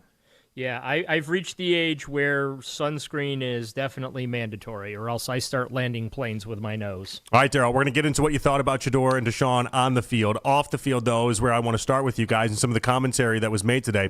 I thought Deshaun had one of his strongest days as far as press conferences are concerned. I thought he composed himself well. I thought that it was informative in some ways and interesting in others. What stood out to me the most, though, was him saying he had no doubts he'd play again. And when pressed why, he said from internal conversations. What do you think? What do you make of those comments and the idea that he was basically all but assured a chance to play? Yeah, well, I mean, they invested $230 million in him, so not all that surprised. I hope he plays better than does press conferences, though, because today was not one of those days. His press conference was better than his day on the practice field. But yeah, I mean that's not a surprise. They got him on the practice field last year for the that 4-week stretch before putting him on the shelf for the rest of the season there. So. Look, I mean, from his standpoint, all you can ask for at this point is an opportunity, and the Browns are giving him that. It's kind of on him what he does with the opportunity from there. Daryl, obviously the two guys back and forth, I mean, you would have had to pull teeth to get them to say negative one thing about the other, but is that in your eyes kind of the right approach to this, or is the typical, you see a little bit of bickering back and forth, two guys being cutthroat, more of what you want to see for a starting quarterback in the NFL? No, they're handling it the right way. You don't need to do any bickering back and forth. Shedeur was asked a question about attending off-season, whatever, get-togethers or doing his own get-together. If he's going to go to Deshaun's, whatever, and he didn't really appreciate that question, thought it was divisive. I thought it was a pretty fair question. What are you going to do? You're going to do your own thing, and you do it with Deshaun? Well, you go into Deshaun's, I think that's pretty fair because that's what these guys do in the offseason in between their vacation is they do these off-season get-togethers where they, they work on the playbook with teammates. So, But yeah, I really don't care about a war of words. I just like to see better play on the football field between them. That's where I want the competition to be. All right, so what did you see from Deshaun Watson today on the field, and include yesterday as well? Oof. I mean, if he's the lead dog in this race, I don't know if that says more about how far behind Shedeur is or just what a interesting season we'll be in for, I think is how I will put it. He'll throw a beautiful ball on one throw, and then the next throw miss a receiver by 5 yards. It's the way she goes. I honestly don't know what to make of it. It's not a surprise Todd Monken's not naming a starting quarterback after this mini camp. This thing's going to go into training camp, and I have no idea when he's going to be able to name a starter because neither one of these guys distinguishing themselves, not by any stretch of the imagination. Yesterday was Shedeur's turn to get the first up reps. Today it was Deshaun Watson's turn, and we'll see what they do tomorrow. I think if I remember correctly, Monken told us yesterday that it's going to be more even and balanced on day 3. So one day Shedeur, next day Deshaun, even for day 3. We'll see if ultimately that ends up being the repetition there, but not the least bit impressed with Deshaun today. And I've not really been all that impressed with him this offseason other than he is healthy, which is good for him. He's healthy. He's in one piece. We see glimpses, but the consistency that we used to see from Deshaun in practice pre all the injuries it's not there. And so I think that's somewhat problematic because this is actually the easy part of the calendar. Yeah, Daryl, help me with that. I've never seen Deshaun out at training camp personally, but all I hear is the fact that every single time he's at training camp or mandatory mini camp, this is where he looks great and he blows everybody away. But over the last couple of days, I'm hearing far more of the opposite. Yeah, no, he ain't blowing anyone away other than footballs out of bounds or pass receivers. And that's the thing, right? This is usually when he is impressive, and he's not impressive yet. Now, we can flip that around and say, well, that's positive because he's building up to it. He's just, whatever. But, again, this is the easy part of the assignment. It gets harder from here, especially when they put a defense on the field. So, I'm not real optimistic right now. What they're going to be able to get out of Deshaun Watson at this point, other than, he's available and healthy to play. We'll see what it looks like, I guess, come training camp. What was your takeaway with Shedeur? It felt like it was just kind of different for him today. Yesterday he had a really nice day. I didn't get anything positive or negative. Usually it kind of comes through all the different plays that media members put out. I did not get a good sense one way or another. Yeah, the reason I don't put a lot of videos out is because I can't even see what I'm shooting. Okay. Because it's so bright. I'm looking through sunglasses, and I can't see the screen on my phone. So, I have no idea what I'm shooting. Fair, okay. And trying to do let me put the phone under the shirt so I can see what I just shot and see if it came. Nope, it didn't come out. Okay, let's try it again. So... But Shedeur didn't do anything to really stand out to me today, or wow me, or blow me away, or disappoint me. So yeah, I thought it was interesting, Daryl, because you mentioned Coach Riz, and Coach Riz, you guys do these recaps, and it did kind of feel like in his recap today it was just very all right, Shedeur was there, it just kind of existed. Yeah. Meanwhile, present and accounted for. We can confirm he practiced. Yeah. Meanwhile, yesterday, Coach Riz had texted me and said, "I think he's clearly the starting quarterback." It was such an emphatic exclamation point. Yeah, I know. And again, this is, when you get not just you guys, but when all the shows ask me, "Hey, who's going to be the starting quarterback?" I'm like, the heck if I know. I don't think the Browns know at this point. Neither one of these guys has been consistent enough to earn that spot, right? Both have had their good days and their bad days, their pluses, their minuses, their great throws, and the, oh my goodness gracious, how are you in the NFL throws? So, that's just the way it's gone, which is, unfortunate, but look, that's the reality of the situation. I can't gloss over it, not by any stretch of the imagination. So, I guess tomorrow's the tiebreaker. We're even 1-1, and we'll see what. I can't even call this even. I think Deshaun. I think he blew it, and I think he's 0-2 right now. I'm trying to be nice at this point. Okay, listen, Jonathan. It's June. I'm trying to be as positive as I can. Okay, yeah. And I'm also trying not to talk myself into a deep depression before training camp even gets here when it comes to the quarterback play. All right, Daryl. That means I'm going to ask you more about the quarterback play. But great, awesome, excellent. Yes, fire away.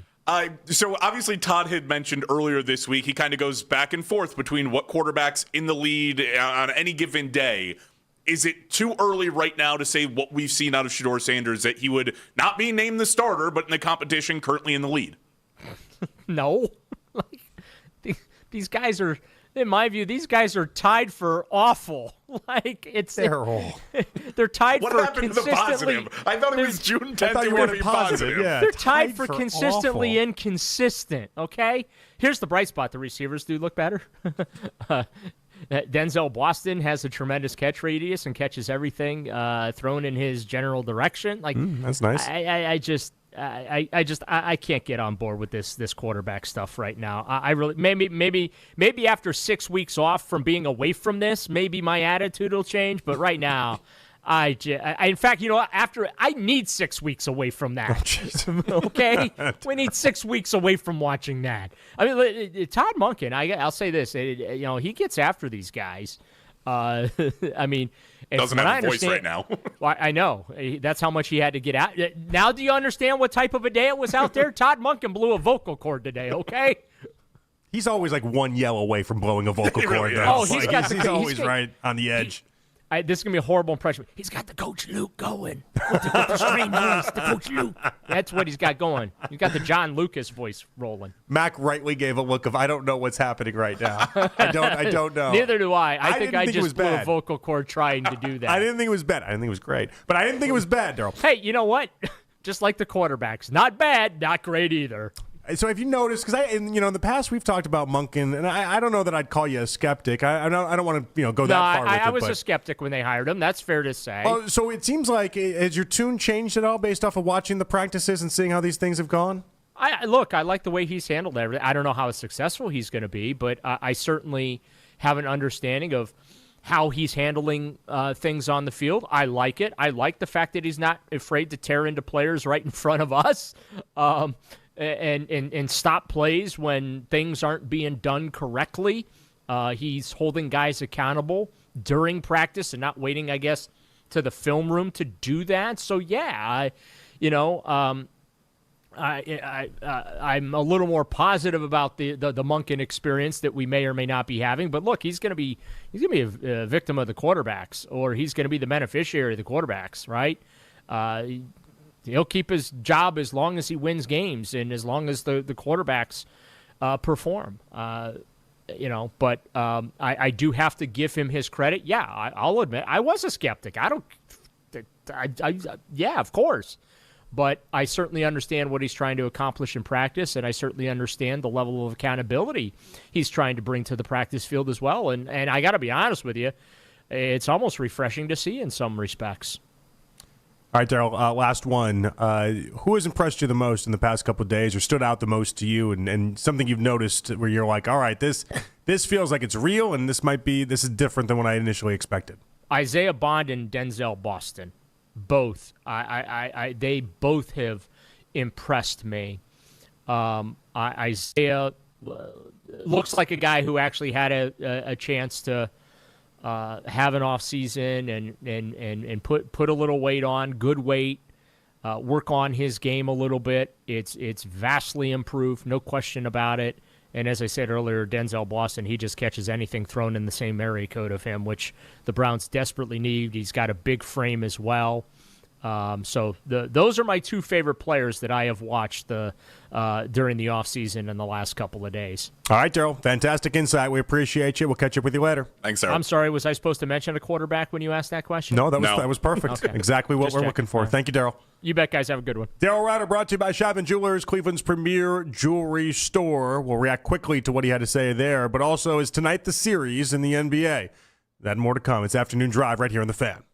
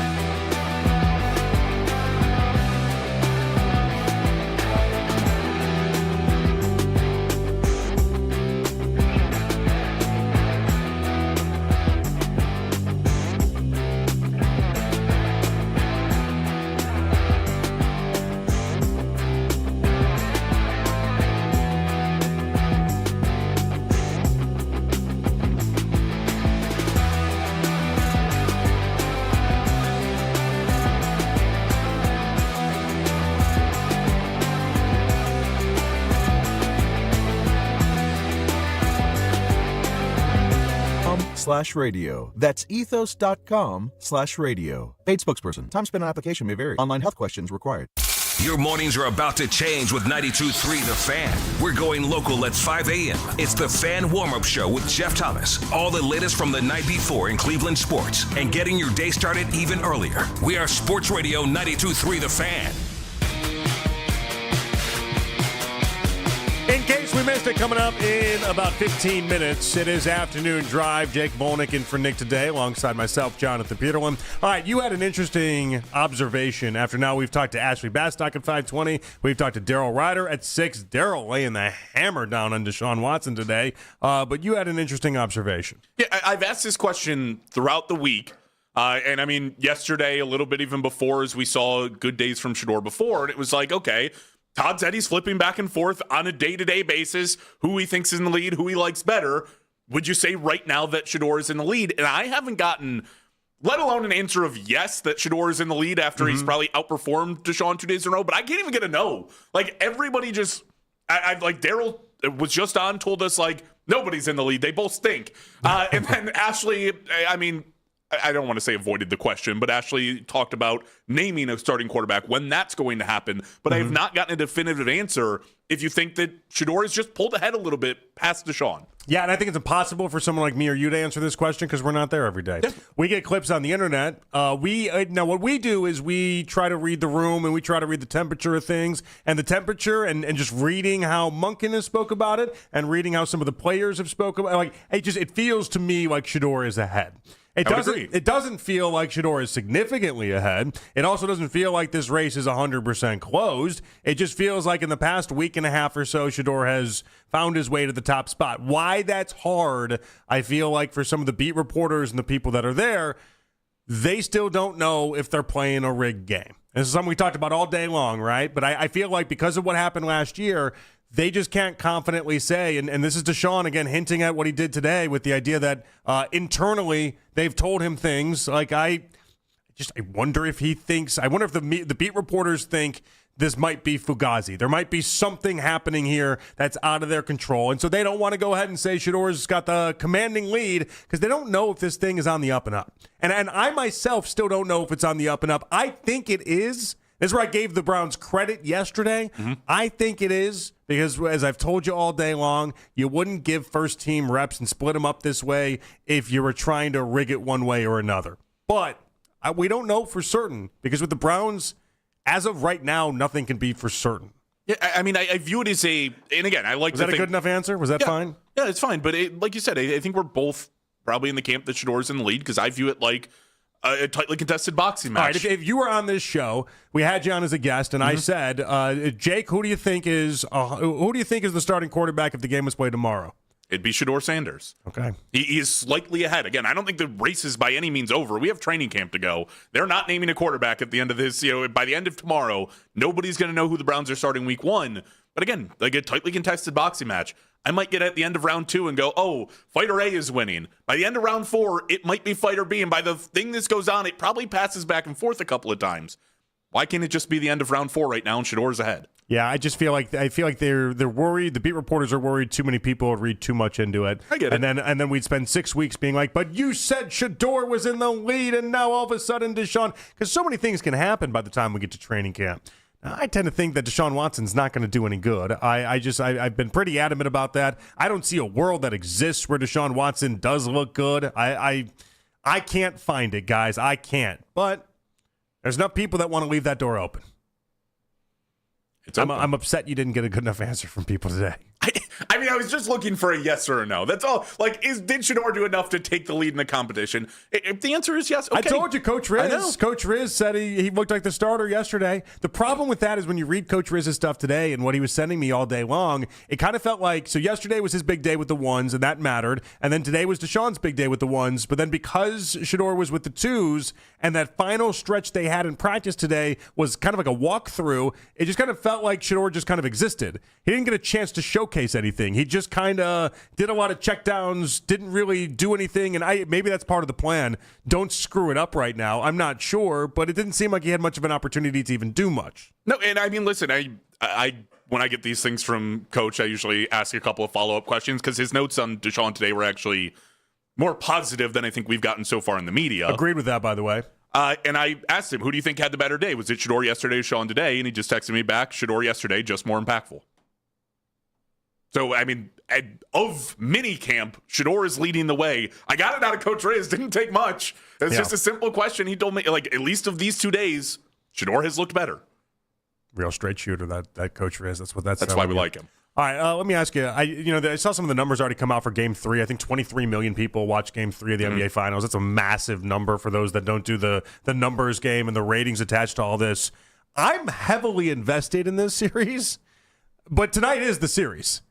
Make no mistake about it. We can talk about coming back down from 3-1, and now we've seen that with the Cavs, obviously, in 2016. That avenue exists, and there's not – I'm talking to the wrong group of people that say when you're down 3-1, you're out of the race, okay? I can acknowledge that in the front of this. The city is 3-1 optimists. But if the Knicks – I've never met a city – well, think about it. In that 4-month stretch – you got shown in 2 different major impactful ways why a 3-1 lead isn't safe. The Cavs, obviously, and then what happened to the Guardians in the World Series against the Cubs as they held a 3-1 lead and then watched the Cubs erase that one. So, like, if anybody's not going to buy into 3-1 makes the series, I get it's this city and I understand why. Wasn't that the same year? Give it to me! Give it to me!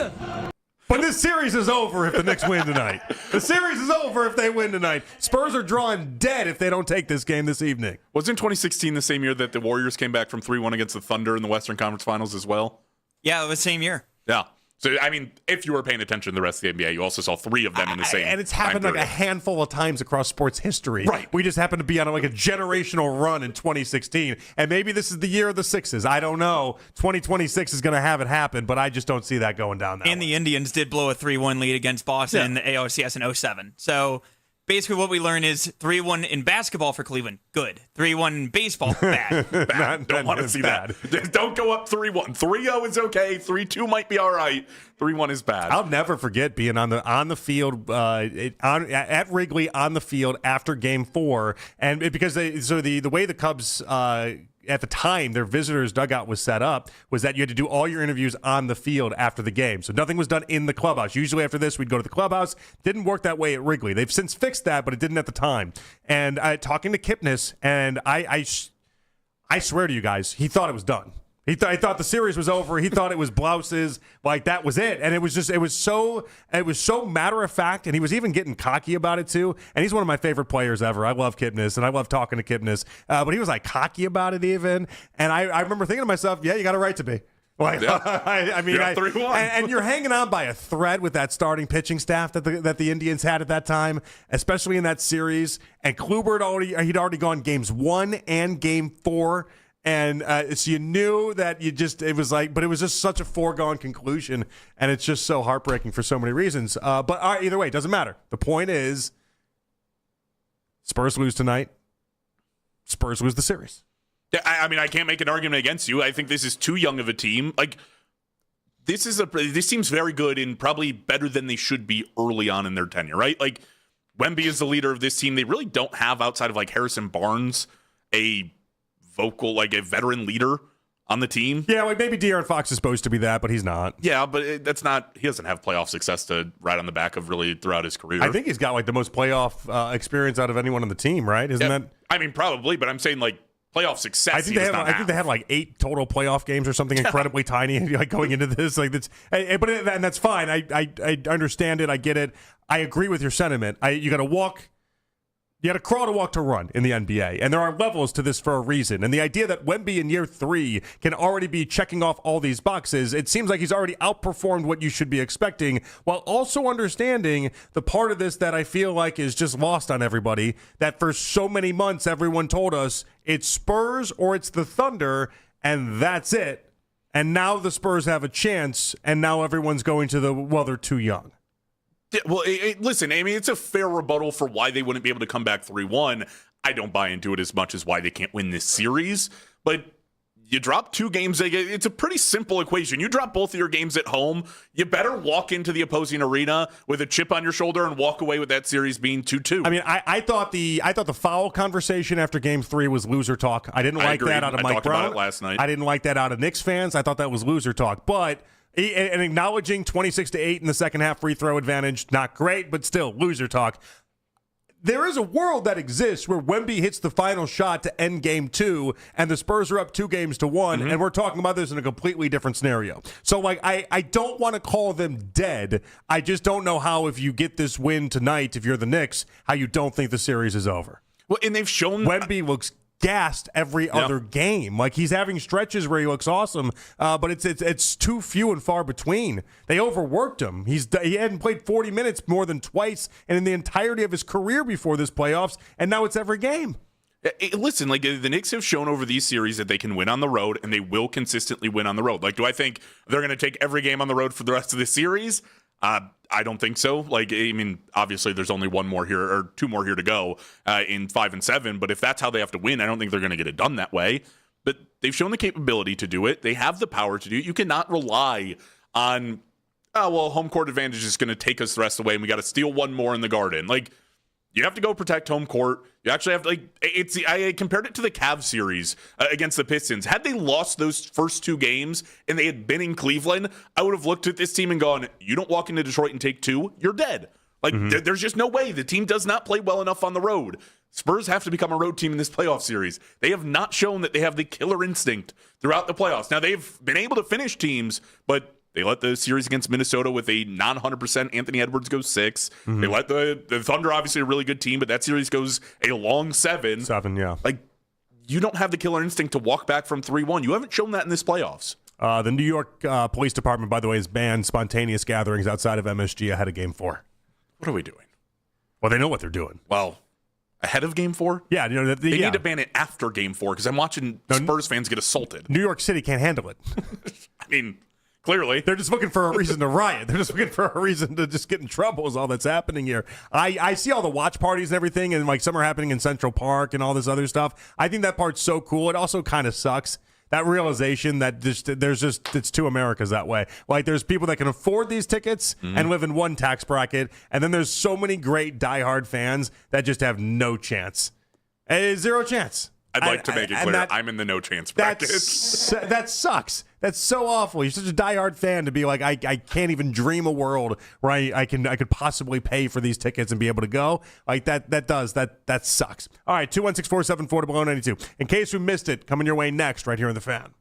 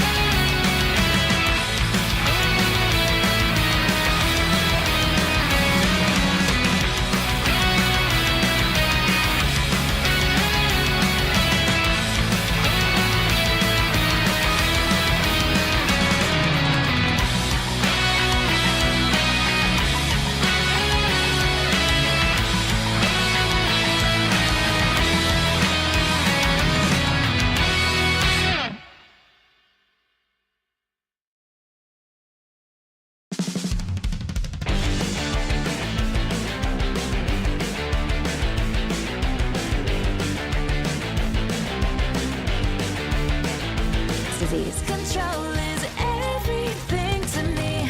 Learn more at skyrizzy.com or call 1-866-SKY-RIZZY.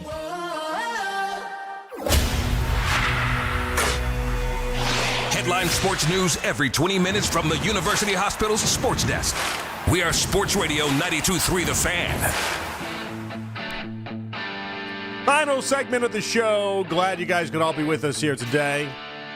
Odyssey Rewind, 5:20, Ashley Bastock, 6 o'clock, Daryl Ryder. Chuck says Daryl was too negative. You're like, well, who's Chuck? Well, Chuck's on line 1. I want to hear from him. He said Daryl was too negative. Chuck, go ahead.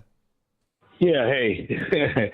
I'm like thinking maybe this guy worked for the opposing team or something. You know, I'm like, both quarterbacks can't be that bad. I mean, how can the coach make a decision with both guys not doing anything? I mean, and then you see the videos online, and it seemed like, the guys are doing pretty good, So I don't know what Daryl's looking for. But maybe I said, if he wants Josh Allen, maybe you should ride up to Buffalo and watch them practice. But they'll be here. I forgot about that. All right. Thank you, Chuck. I appreciate you. Yeah, the problem with that is that we do just get the highlights. Now we get the lowlights, too. We get the extremes. We get the touchdown passes, like Isaiah Bond's touchdown pass and how great that is. And then we also get the Ronnie Hickman interception that I don't know if Deshaun's ever thrown a worse ball in his life. And you go back to when he was like 7 years old. He probably didn't throw a ball as bad as that. And so we get the extreme lows, extreme highs, and then we just have to figure it out. Yeah, you don't get the 7-yard flat as the receivers recovered and he had to go to his check down option. Meanwhile, Daryl's there, and Daryl acknowledged yesterday the idea that sometimes with Daryl and the media members will watch some of these practices and think to themselves, boy, and in the case of yesterday, oh, man, he's really holding on the ball for a really long time. What the hell is going on? And then they ask Monken, like, it seemed like they weren't getting the ball out. He's like, yeah, we were doing drills. Right? The drill is to hold the ball for 6 to 9 seconds and then throw. Like that's the drill we were trying to execute, and it was a job well done. And so that's where all this becomes a little tricky, a little tough. Do I think Monken might have been lying on the quarterback's behalf? I don't know. It had to be a scramble. Did they? I don't know. Everybody pretty much turned around. They hold on to the ball for a long time. I hope that's what they were doing. I don't know. Like the way that it was described, it made it seem like it was like they were just holding onto it for 6 to 9 seconds and then throwing. Okay. Sure, let's figure that out. All right, it's time for In Case We Missed It. All right, JP, we spent a little time talking about the NBA Finals. I want to take you back there. All right, good. Because according to the New York Post, Jose Alvarado had a couple of comments after Game 3 because he was asked about the shove on Jalen Brunson from Wemby, and he said, and I quote, "He got away with one. That'll be the last one."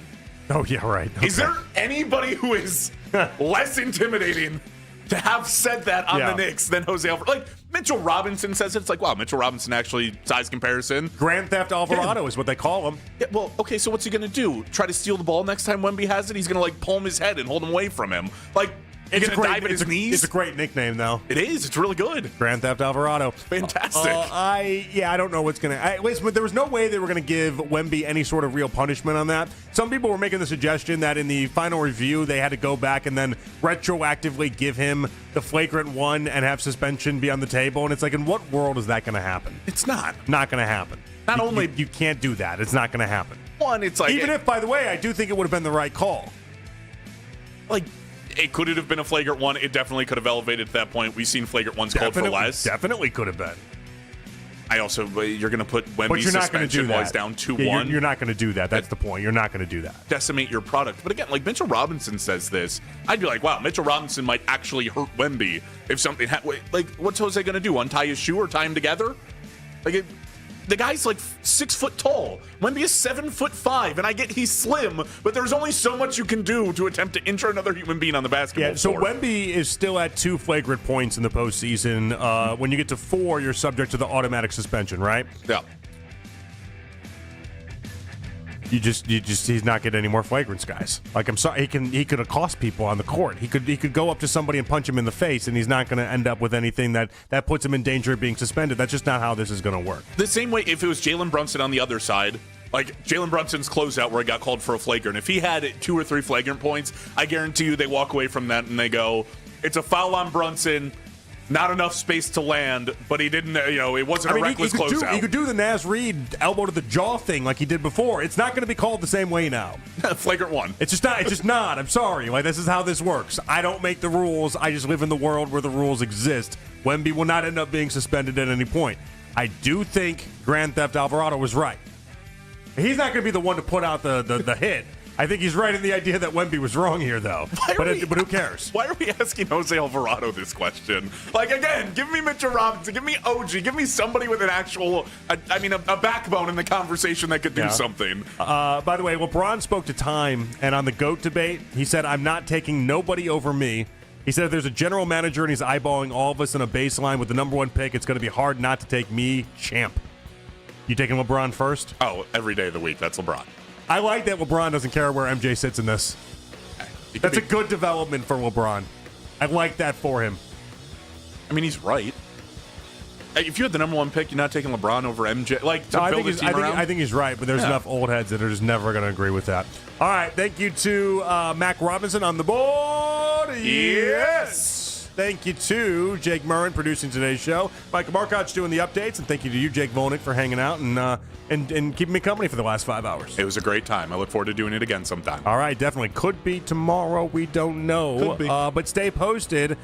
Anthony Allant in for you on your show. And the only rule on that, you can't kill the ratings, Anthony. We want to really... Maybe at some point. You're going to be great. Everyone's going to listen. Stay tuned. It happens next. Enjoy the rest of your Wednesday. I'll talk to you guys tomorrow at 2 right here on The Fan. Keep it spicy, baby. Let's go. I love you. Have a great day. Take care, Nick. Take care of him. He needs help.